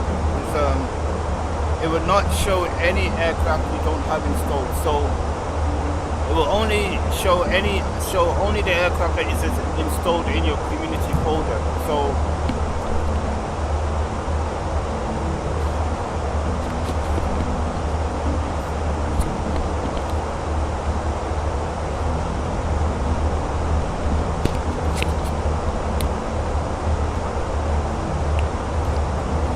so with FSTL, it installs all the aircraft, but they're not detailed, so it's not going to ruin your FPS. So even though you see the 777 at the airport, it's not going to show up as a PMDG. Imagine your simulator loads all the PMDG 777s. Your frame rate is going to be really, really bad. That's why with FSTL, it will load up a simple version of the 777. Yeah, let me just bring that up just a minute. I'll tell you what you need to install, because you don't need, there's two options. You don't need to install both of them. I'm just bringing it up right now. So when you go to the installer, you go to the FSTL, and all you do, you just install the base models. You don't have to install the injector. Only the base model will do. And then after, like when you're on the back sim, then you have to do something called model matching. It's not that difficult, but you have to take the FSTL file and put it into the back sim and make it number one priority. Because like I mentioned, you don't want multiple PMDG 777s showing up in your flight simulator, because it's just gonna slow it down. It's like you need, like, imagine if you want 2 777s, you need double the specs you have, and so forth. So FSTL just puts the simple, 777 into flight simulator, along with the livery, of course. Like if you see an Air France 777, it will show up in FSTL as the Air France 777. If you don't have the Air France livery installed, it will keep the 777, but replace it with another livery. It tries to get as close as it can. Anyway, I'm gonna close the installer.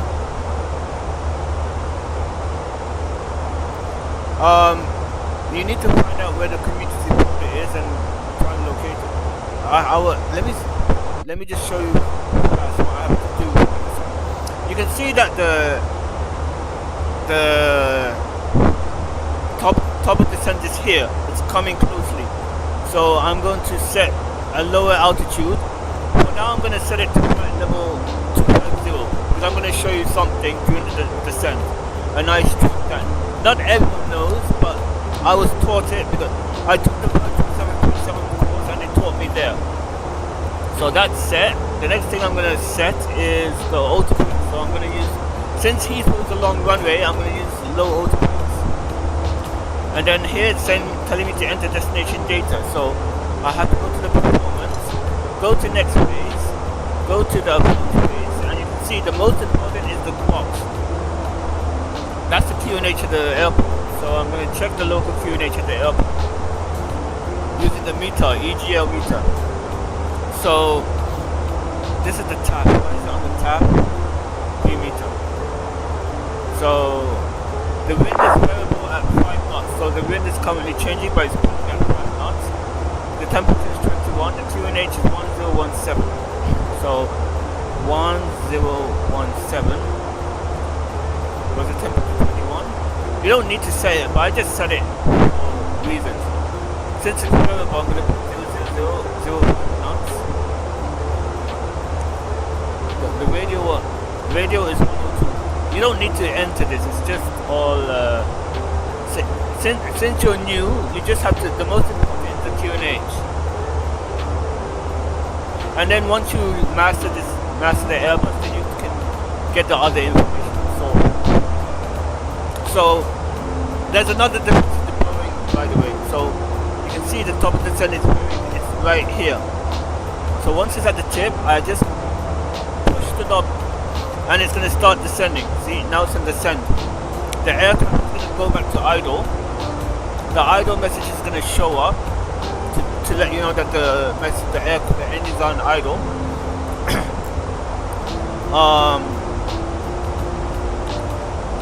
In the Boeing aircraft, it will automatically start the descent for you. You don't have to click the knob. It will automatically start the descent. See, now it should show the message soon, but now it's telling me first idle in green. So this is important. There's a green dot. Right now it's in flush with the altitude. That means we're on the correct descent path. It's like the vertical path. If the green dot was up, that means we're under the path, lower than the path.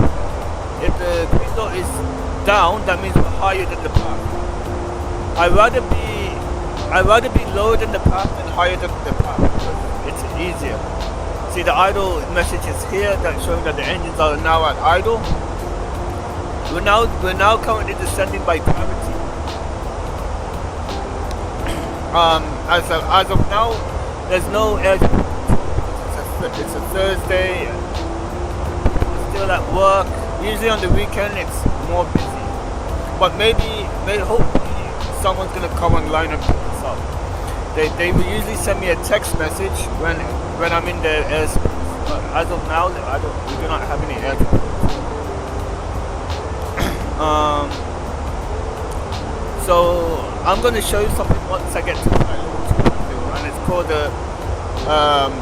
I don't remember the correct phrase, but we use kinetic energy in order to descend.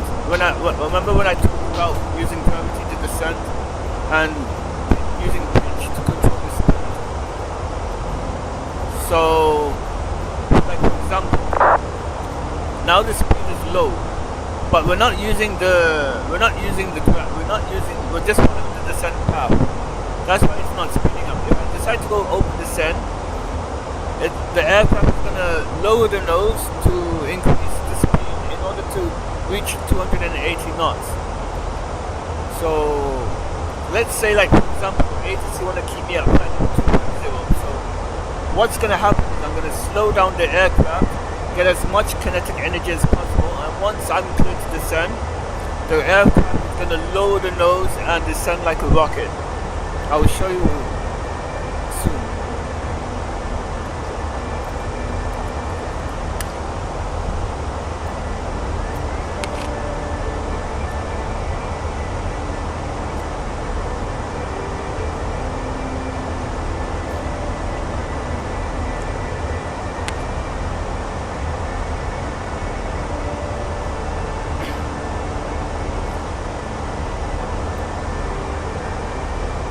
I want you to keep in mind that we're currently flying Barmy, then Sonok, and so forth. Now we're flying in the star. You can see here, now the aircraft is a bit below than the path. If I can show it here. Is it working? Right now, this is the star.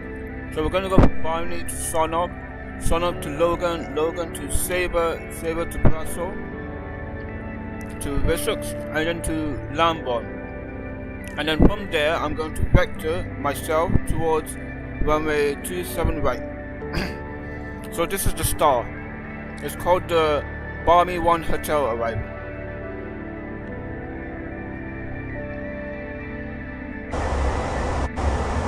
Let's get the trap back up. Okay. We're currently at level 293. I'm keeping it at but I'm going to demonstrate some not all the pilots know this, but I was taught, imagine I've been flying for 15 years and I took the virtual academy course for the 727 last year and they taught me. So even though I know a lot of things, that was a really good thing I learned on that course. It really helped me with my descent, with managing my descent. By the way, there's an aircraft in front of me. He is, I can't see, but I think he's there now. I can see him. He's minus 1,100 below me and he's climbing the hour up. So since we're descending, it's going to increase and then eventually it's going to go to plus. So right now he's 10 nautical miles ahead of me. I don't know if you can see it. Here he is. There's a line over there. That's him. So we're going to be at the same altitude, but he's going to be climbing. Now we're at the same altitude. Now he's climbing 100 feet, 200 feet. He's behind this pillar, but that's his wake. That's his wake. Now he's 600 feet. Above me, there he is, on the left.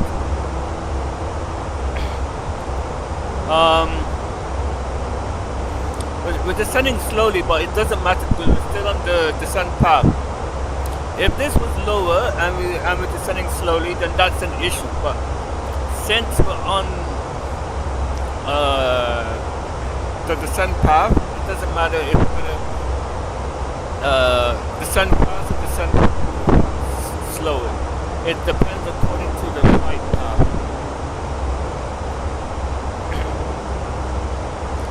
Then after Sonok it's Logan, and then after Logan is Sabre, Russell and Lamborn. Let me see if I can bring up fly-by-wire.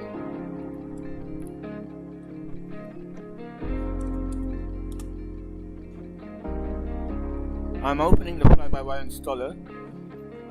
What do you do?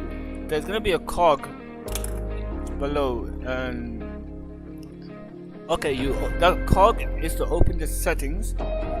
After that, you have to go to download, and then the first one is called MSFS Community Directory, and then the second one is the install directory. You need to, it's going to be the same file, the same folder. You need to find out where your community folder is, and then you have to place it both in the directory, so in the community directory and in the install directory. I did it here in my system.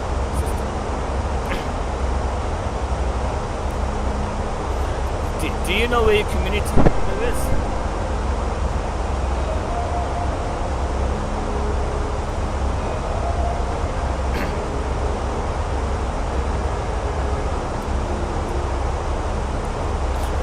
There's the coast of the UK, flying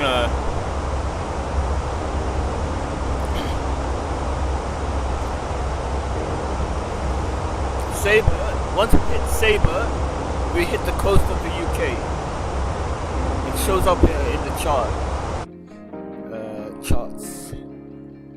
You see, we're flying along this route here, and then once we hit Logan, we're gonna turn towards the UK. And then you see Sabre is at the coast of the UK, and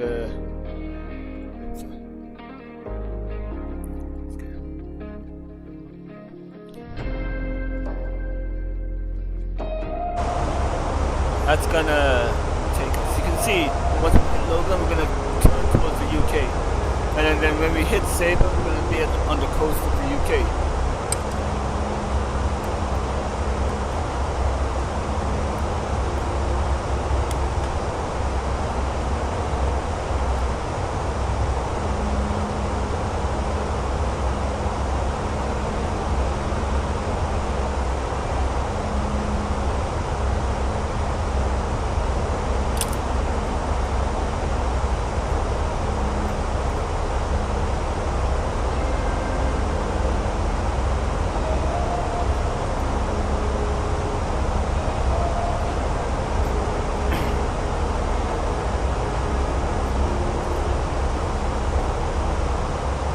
Yeah, the charts are simple, but the thing is, like, you have to pay either monthly or annually. I pay annually in order to get the charts. Not only the charts, but you get the updated AWAC as well. There's another aircraft. He's descending as well, and he's 200 feet above us. Sometimes I can't see him because of the clouds.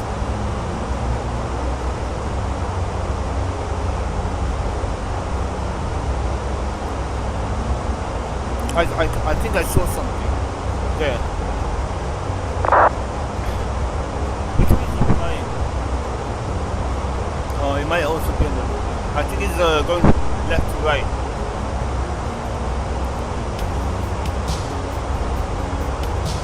Yeah, I think he's also he's flying in the same direction I'm flying. Okay, we're almost at... See, I'm not going to change this.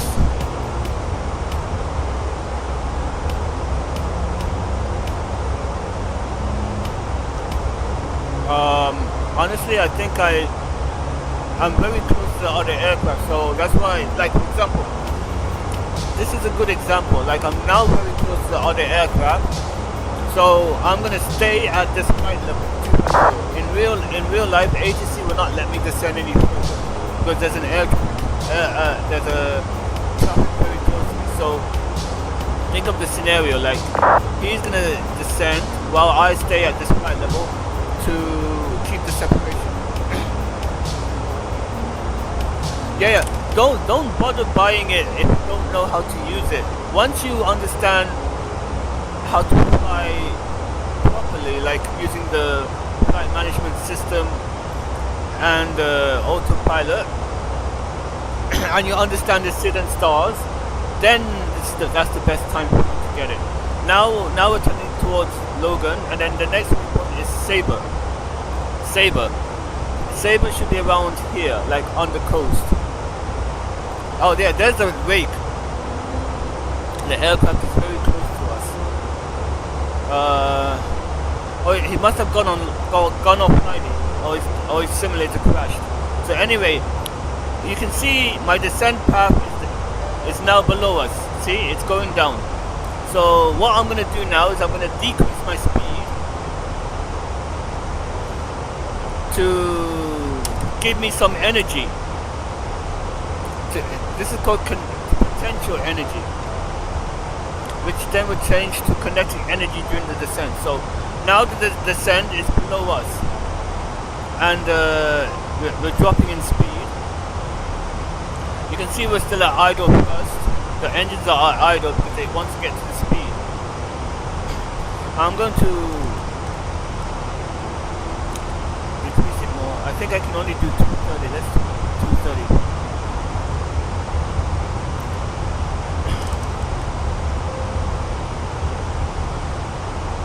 Alright, now I'm gonna start. Now I'm gonna descend now at level 160. So watch this. The plane is gonna dip. Let me turn on the seatbelt sign since I'm gonna be doing this. Seatbelt sign's on. Plane is dipping. But now watch what happens when I increase the speed. So now that the speed is increasing, the plane is gonna dip more. It's gonna go down to catch the flight path. See, the engines are still at idle. It's using gravity to catch up with the flight path, or the vertical path, I would say. Let me see if we open this end.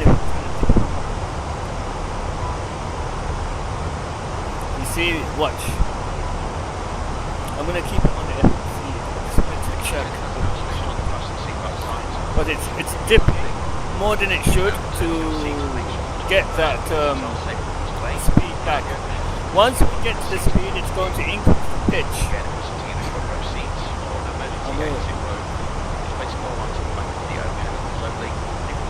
Yeah, level 7 kilo. Please check the table is further away. Your seat is in the landing position, the armrest down. And your seat Watch, it's going to increase the... It's either going to increase here or here. Because these are the ranges, so... Since we're below the vertical path, it's going to take the upper range. These must be items you'll need more placed into a pocket. Other items including laptops, switched on now and still facing. These are the airports, Echo, Golf, Mike, Charlie, there's what's this one again? EGSS? I can't remember the airport. It's in my mind, I just can't get the name. I think this one is Essex. Now it's increasing, the pitch is increasing. Now it's asking for more drag. So I'm going to put the speed brakes down. I put the speed brakes down. You can see it here. It will help. And now we're back. See, now we're catching up with our vertical path. I'm going to speed up. You can see that the pitch is now back. But you can see that the engines are still at idle. We just use gravity to descend. The aircraft is still ahead of us. So I'm going to decrease the speed to maintain vertical separation. It's much easier if aircraft control is online because they can guide us, but since there's no air traffic control, it's up to me because I'm the one behind him. And my guess is that he's also following the same star arm.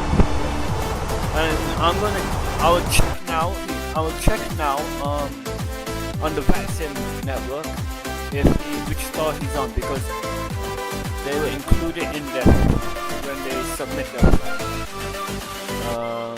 So yeah, I'm behind him. He's also playing and yes, we're on the same star. He's also playing the same star. So basically we're both gonna go on the same route. So that's why I decreased the speed before. I decreased my speed to maintain separation. But we're on the same path to the airport. And it's a bit annoying, honestly.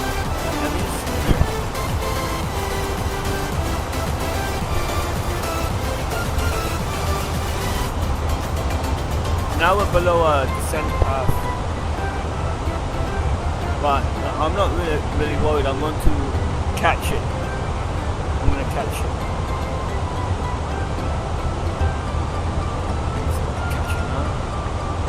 See, now I'm going to increase the speed using the potential energy. I've changed it into kinetic energy.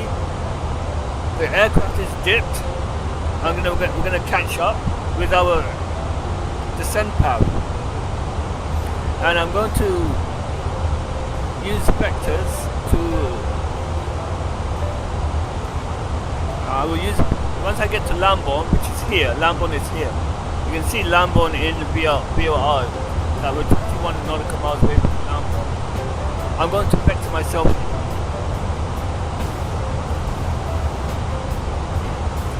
You can see I'm not.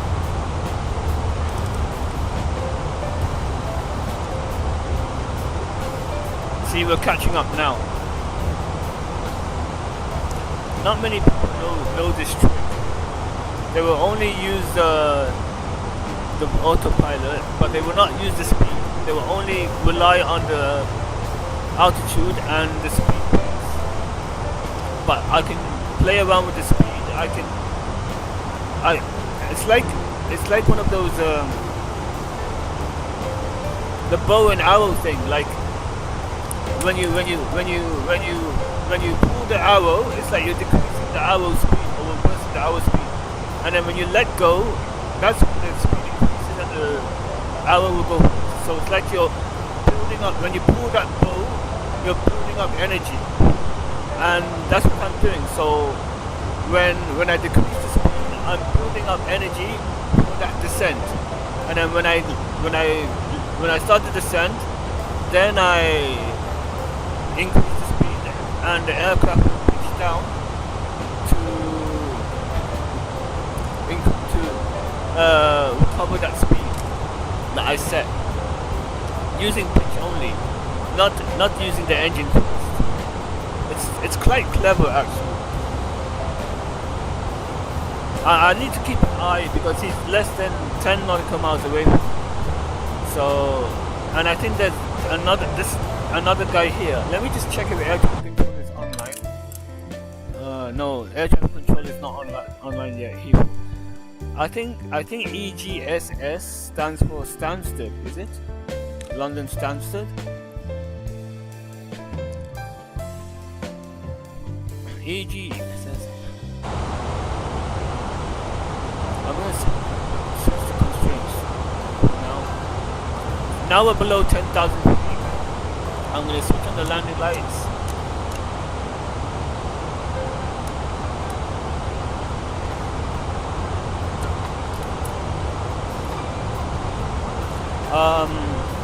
I need to do a vertical. I'm gonna separate myself now using vectors because we don't have enough altitude.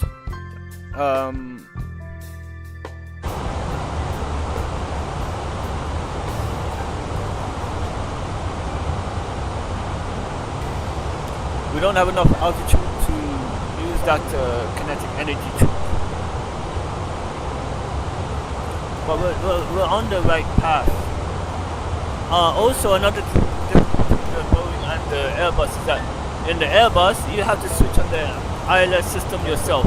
But in the Boeing, once you get close to the airport, it's here. You can see these dots. It will show up on the Boeing automatically.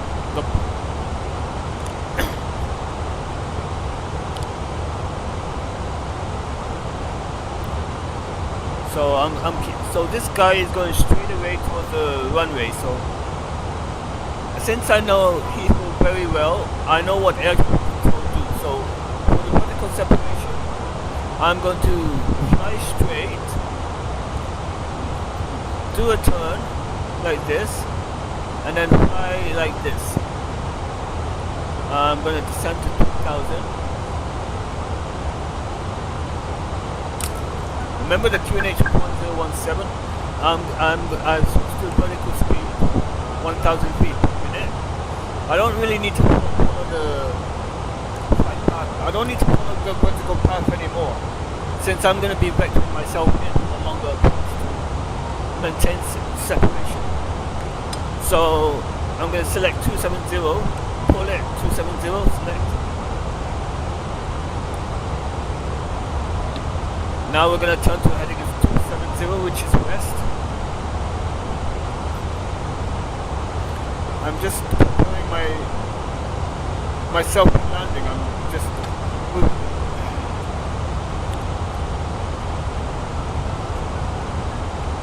Remember the lines I generated myself, so I put fixes to help me guide myself in, because I have to be at 10 degrees. Like basically, this is the 10 degrees, so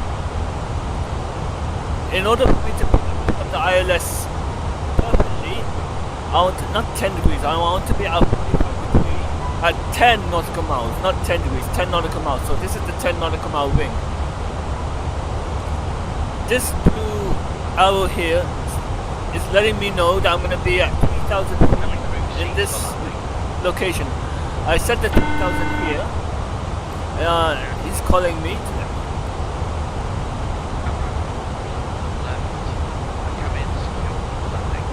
Cabin secure. So he's following the path. Now we got this one is flashing to tell us to set the local QNH 1017. So So push it here. Set 1017 here, 1017. Push it here and set 1017. Usually the first officer will set his side.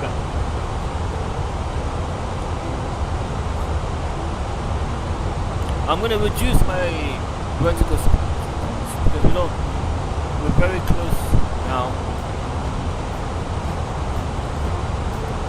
Now I'm picking up the ILS. This magenta diamond here is letting us know that the runway is on the left. So the airplane is the yellow and the runway is on the left. Same here.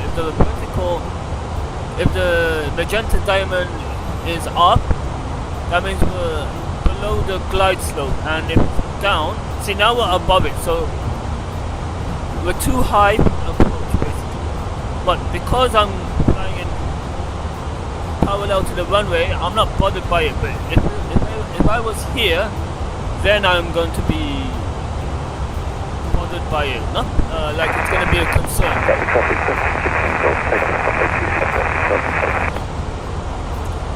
But since I'm flying around here, it's not a big concern. I'm going to set the speed down to 220.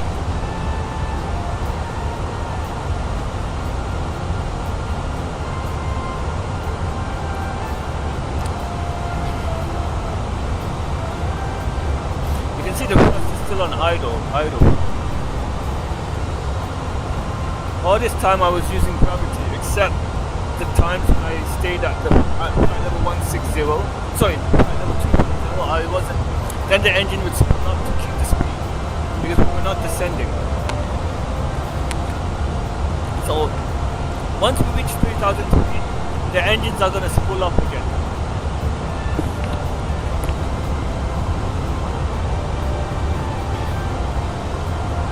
So now I'm going to turn around.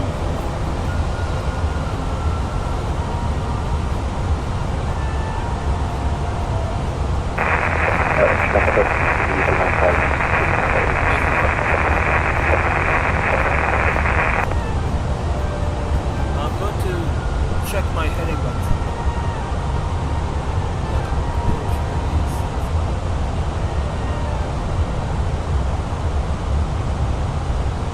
There's the airport. The traffic is there, I can just see him right there. So it's now on the finals. 1,400 feet below us, which is good. So I'm separated from him visually. I'm going to continue turning.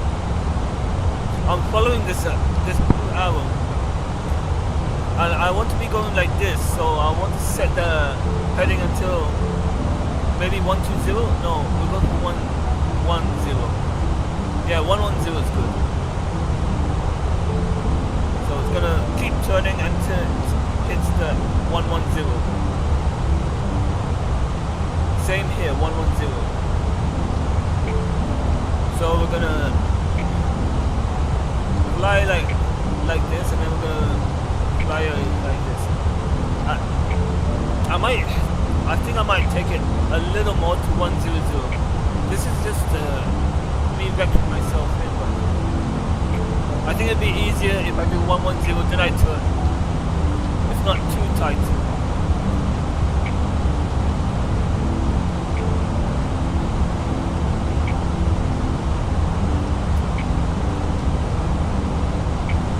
Hey Hamad, how are you?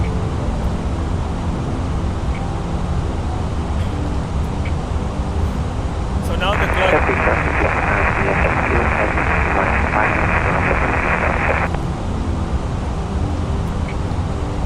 London.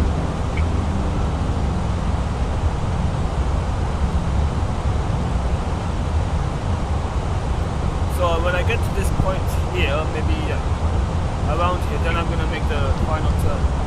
There's another traffic here, and I really hope it's not heading to the same runway as I am.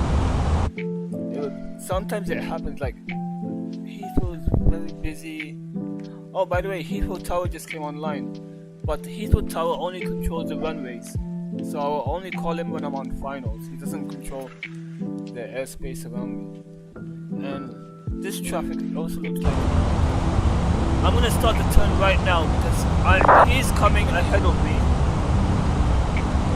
I really don't want to.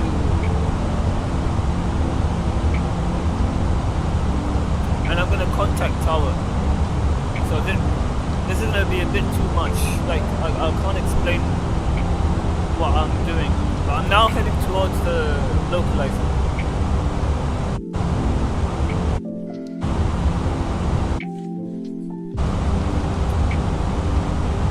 110 is the heading, so 90 is east, north is 000, south is 180, west is 270, so basically it's headings. So now I'm turning towards the runway, heading on 200, it's a compass.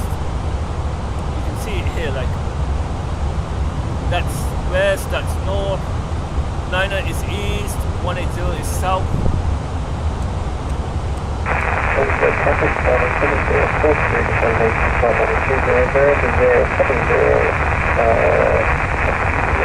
You see the with the terms of the London Eye. So traffic is 1,900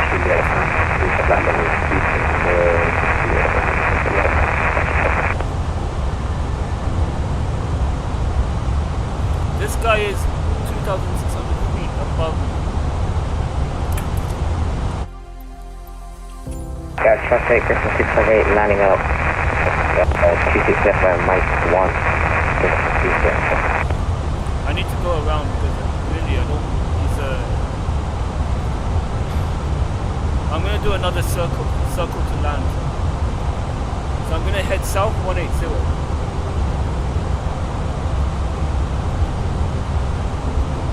I'm gonna do just a circle. That's all. No longer. So 90 is east.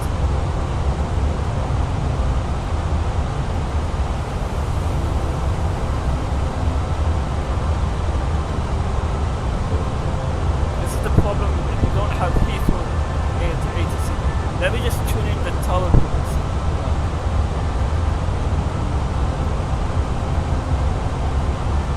Traffic, Griffin 678 signal 26 left. I'm so polite, even though I was here first, I gave in my spot. So now I'm going to continue circling to turn. I didn't arm the localizer yet. Zoom out so you can see what's happening. So this is the runway. I'm going to now turn to a heading of 270. See it on the nav. You can see it here. I prefer the arc.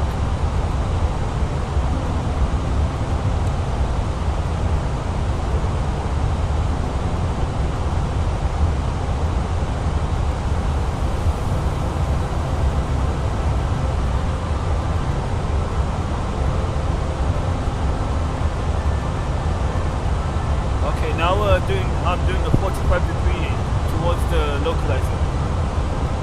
So now you can see that the diamond, the glide slope is above me and the localizer is just coming in. But let me just activate the localizer. So you activate it by pressing lock. Lock is in blue. Lock, that means it's armed. I might have passed it. So if you pass the localizer, all you do is this. I'm turning. I would turn to follow it again. So now I'm going to go like this until it captures it. You will know when you've captured it. This localizer would be replaced, would turn to green and take place of heading. So watch. There you go, localizer green. So it's captured it. Now for the glide slope, I'm going to press the approach mode. You can see the glide slope in blue, and if you want to do an auto land using the ILS, you have to turn on the autopilot too. Now it's set for auto land, But you can still continue on but it will not auto land. 658 climbing 4,000 feet. Now I'm doing the 321, so 3,000 feet, 10 nautical miles, flaps 1. 3,000 feet, 200, 3 to 1, so 3 for 3,000, 2 for 200, and 1 for 10 nautical miles, flaps 1. So flaps is going to 1. And I'm going to slow down even more. I'm going to go at Heathrow to 160 until you hit 4 nautical miles. So 160, and every time you pass this point, you have to put the flaps even more. Let me just go into tower. Lima 513, just hold position, there's an aircraft behind you, I'll call you back in just 2 minutes. Copy this, 460,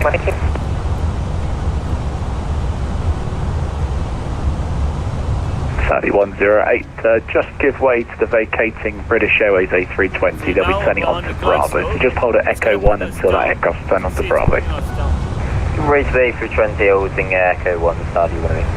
Speedbird 1254, make the second left turn, so second left onto Bravo. Second left turn out of Bravo, Speedbird 1254. Now the landing speed Speedbird 255, just give way to the Saudi 777, that'll be coming from Echo. Give way to the Saudi triple from Echo, Speedbird 255. Osprey 782127 left, clear for takeoff, 3106 knots. Clear for takeoff, 27 left, Osprey 7821. Good day, tower, Speedbird 71 Papa on the final approach, 127 right. Speedbird 7 Papa India, hello, 27 right, clear to land, for the wind 3105 knots. Clear to land, 127 right, Speedbird Papa India. Good afternoon, Saudi 107 on the ILS runway 27 right. Saudi 107, hello, continue approach runway 27 right. Autopilot off. Continue approach from 27 right, Saudi 107. Sky is 237, line up 27 left. Line up 237.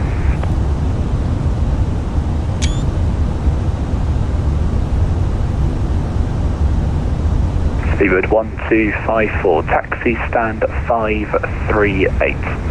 Taxi stand 538, 1254.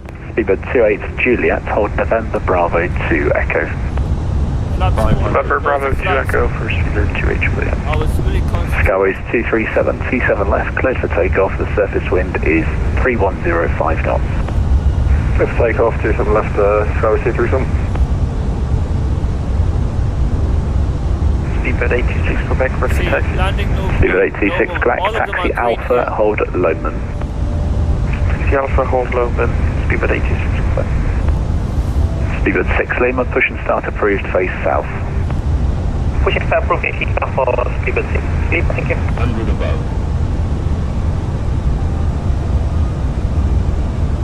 Speedbird 1254, just to confirm that was stand 538.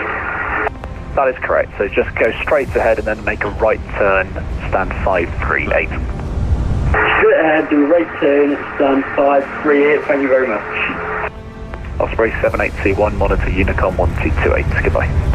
122 destination, Colin Osprey, 72, thanks for service, have a good afternoon. Thank you, Speedbird 28 Juliet, line up 27 left. Line up 27 left now, Speedbird 28 Juliet.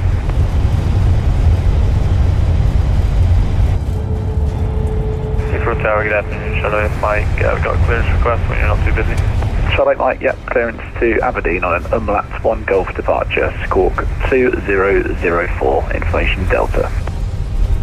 Roger, information Delta, cleared Aberdeen, umlaut 1 Golf departure, squawk 2004, Shuttle 8 Mike. Shuttle 8 Mike, read back correct, and I assume that you're an A320 on 512. Affirm. Thank you very much. Skies 237, monitor Unicom 1228, bye-bye. This is the dark side, cheers Dave for the ATC, the dark. Thank you very much. Speedbird 7 Papa India, taxi down Echo, hold Echo 1. Taxi on Echo, hold Echo 1, Speedbird 7 Papa India. Speedbird 28 Juliet, 27 left, the wind 3106 knots, cleared for takeoff. Clear takeoff 27 knots, Speedbird 28 Juliet. Saudi 107, clear to land 27 right, winds 3106 knots. Flaps up. Spoilers down. Saudi 108, behind the departing British Airways 777 at November 5 Whiskey, cross 27 left behind. Auto, landing gear off. Cross 27 left behind the 777, Please remain seated with your Van seat Five belts Whiskey, fastened Saudi 108. until the fasten seatbelt signs are clean. Heathrow Tower, good evening, Speedbird 6 Delta Uniform ILS 27 right. Speed 6 Delta Uniform, Heathrow Tower, hello, continue approach runway 27 right. Can you approach 27 right, 6 Delta Uniform? Now make and receive call. Sky is 237, monitor Unicom 1228, goodbye.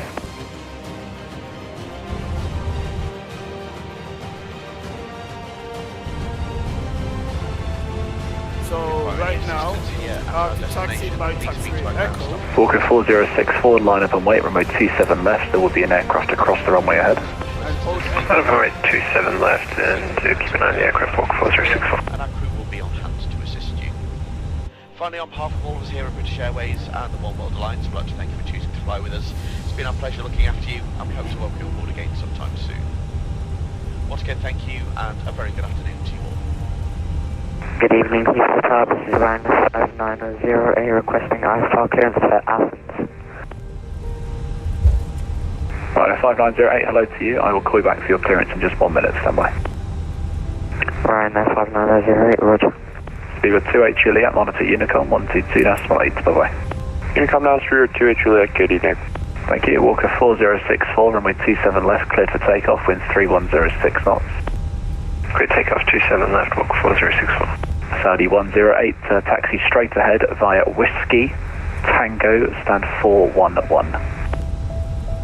Whiskey Tango, stand 411, Saudi 108, appreciate it. Thank you. Thank you. Speedbird 6 Delta Uniform, clear to land 27 right, the wind 3106 knots. Clear to land 27 right, 6 Delta Uniform. Saudi 107, turn right on Alpha, Echo, hold Echo 1. Alpha, Delta Echo, and hold Echo 1, Saudi 107. Speedbird 7 Papa India, turn left Bravo, Romeo, stand 311. stand 311, left onto Bravo and Romeo, Speedbird 7 Papa India. 311 was it? Let me just write down the clearance.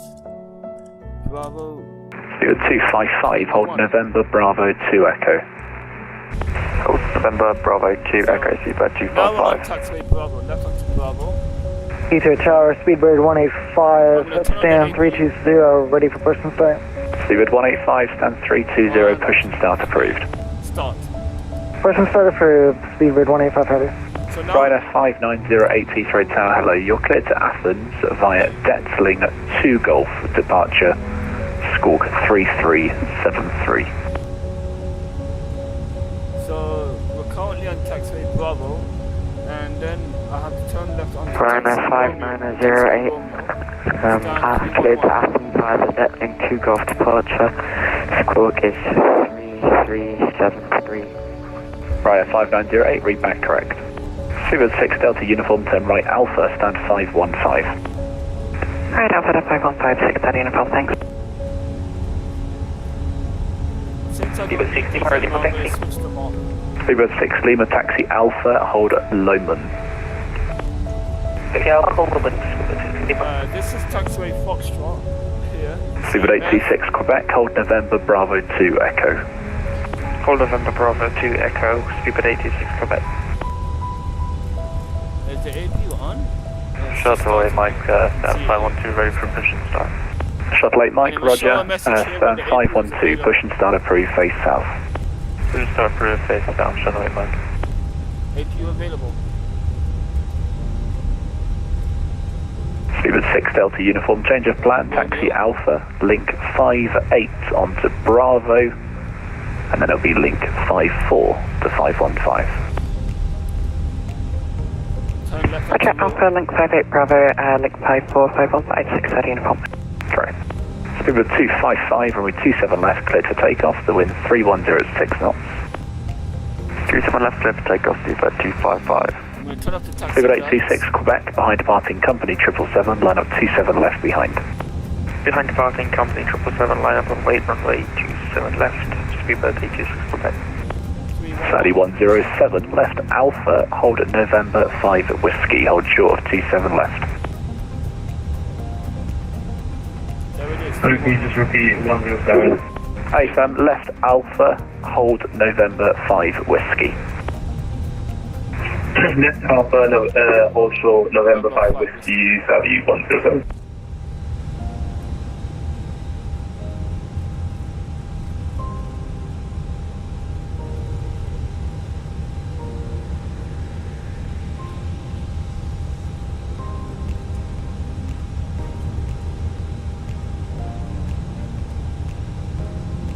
Thank you very much. How was the landing?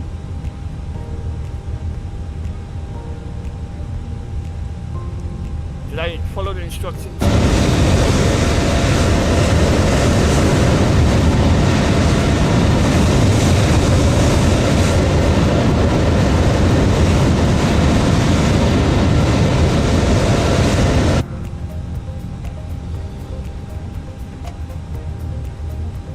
Okay, parking brake is set. We got the APU running, so engine number 2 cut. Running down, engine number 1 cut. Running down.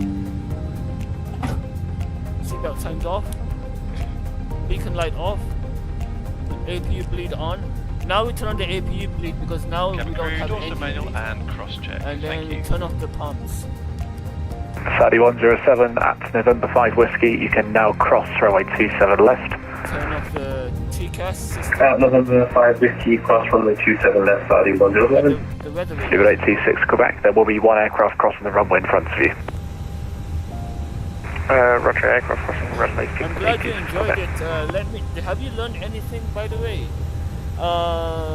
If you need me to teach you more things, like I'll be happy to repeat stuff for you. Like I have no problem at all because I know like this stuff is so complicated, and it takes time. For me, it took time as well. Speedbird 255, monitor Unicom 122-8, goodbye. Let me just turn off the radio. Yeah, this is. You're not gonna master this on the first time. You need to. I had to watch videos over. I had to read documents, watch videos over and over again. And back in the days, we didn't even have YouTube tutorials. I was watching live videos from the flight deck on DVD. Imagine, I was watching DVD videos to master the aircraft, to master this aircraft. Yeah, but I really hope you enjoyed it. And like I said, if you want me to repeat stuff, no problem for me.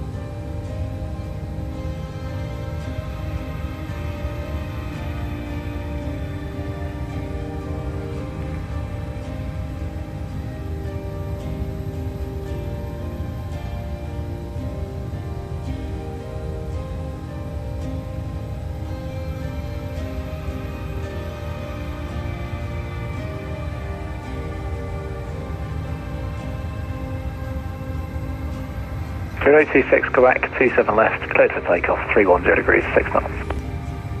27 left, clear for takeoff, speedbird 826 Quebec.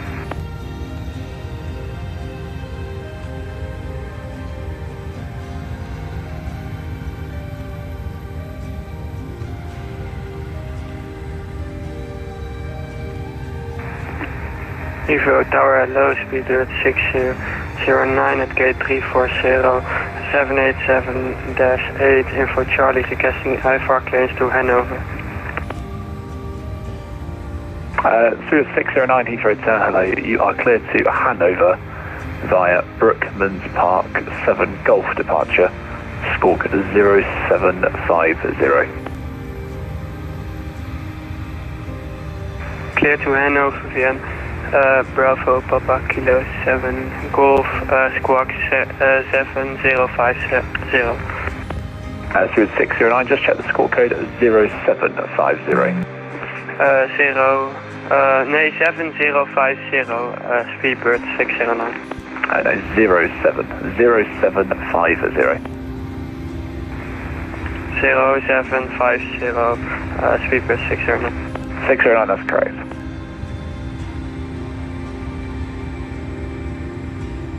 Heathrow Tower, good afternoon, Speedbird 323 Victor, Airbus 320, information Charlie, full establish ALS 27 right. Speedbird 323 Victor, Heathrow Tower, hello, runway 27 right, clear to land, 310 degrees, 6 knots. 27 right, clear to land, Speedbird 323 Victor. Speedbird 826, Quebec, monitor Unicom 122.8, bye. 122.8, Speedbird 826, Quebec, bye. Heathrow Tower, Speedbird 185, ready for taxi. Speedbird 185, left Foxtrot, hold Foxtrot 1.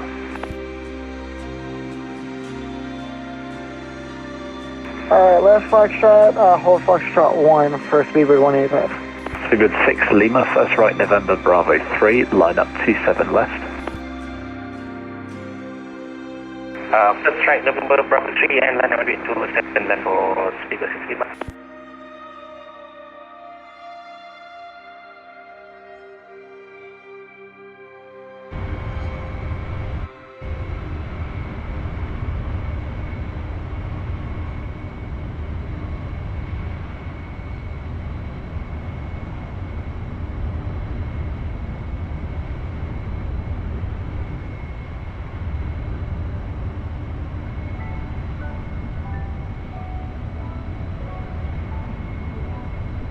Tower Turkish 9, Charlie Echo, frequency 243, ready for push. Turkish 9, Charlie Echo, Heathrow Tower, stand 243, push and start approved, face south. Face south, push and start approved, Turkish 9, Charlie Echo. Speedbird 6 Lima, 27 left, cleared for takeoff, wind 310 degrees, 6 knots.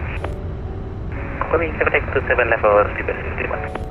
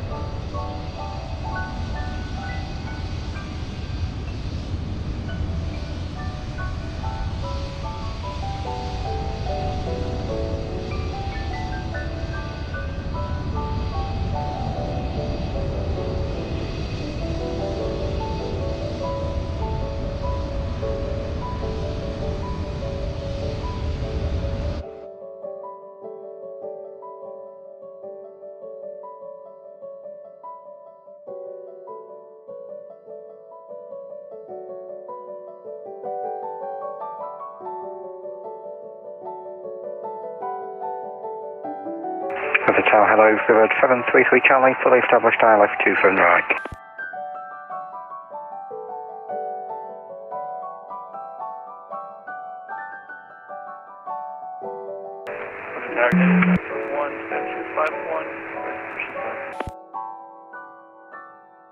Heathrow Tower, Speedbird 733 Charlie.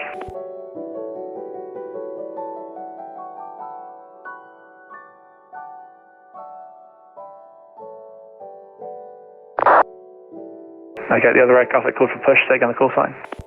United 941. United 941, roger, you push and start is approved, face south.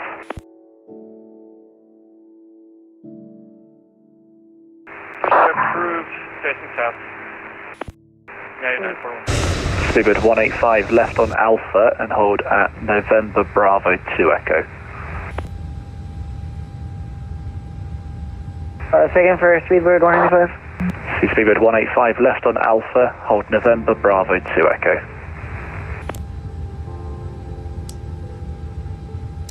Alrighty, left on Alpha, hold at November Bravo 2 Echo for Speedbird 185. Through 323 Victor, right Alpha, Yankee, stand 519. Alpha Yankee, stand 519, Speedbird 323 Victor.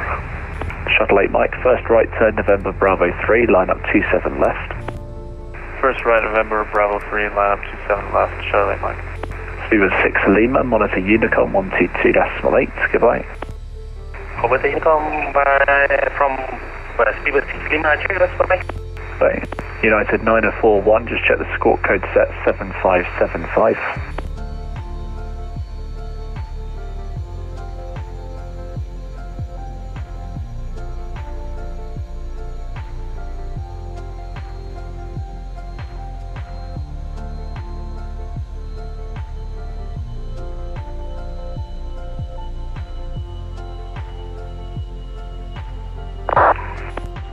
Speed Spirit 609, requesting push and start. Speedbird 609, roger, stand 340, your push and start is approved. Facing the south. Push and start approved facing south, Speedbird 609.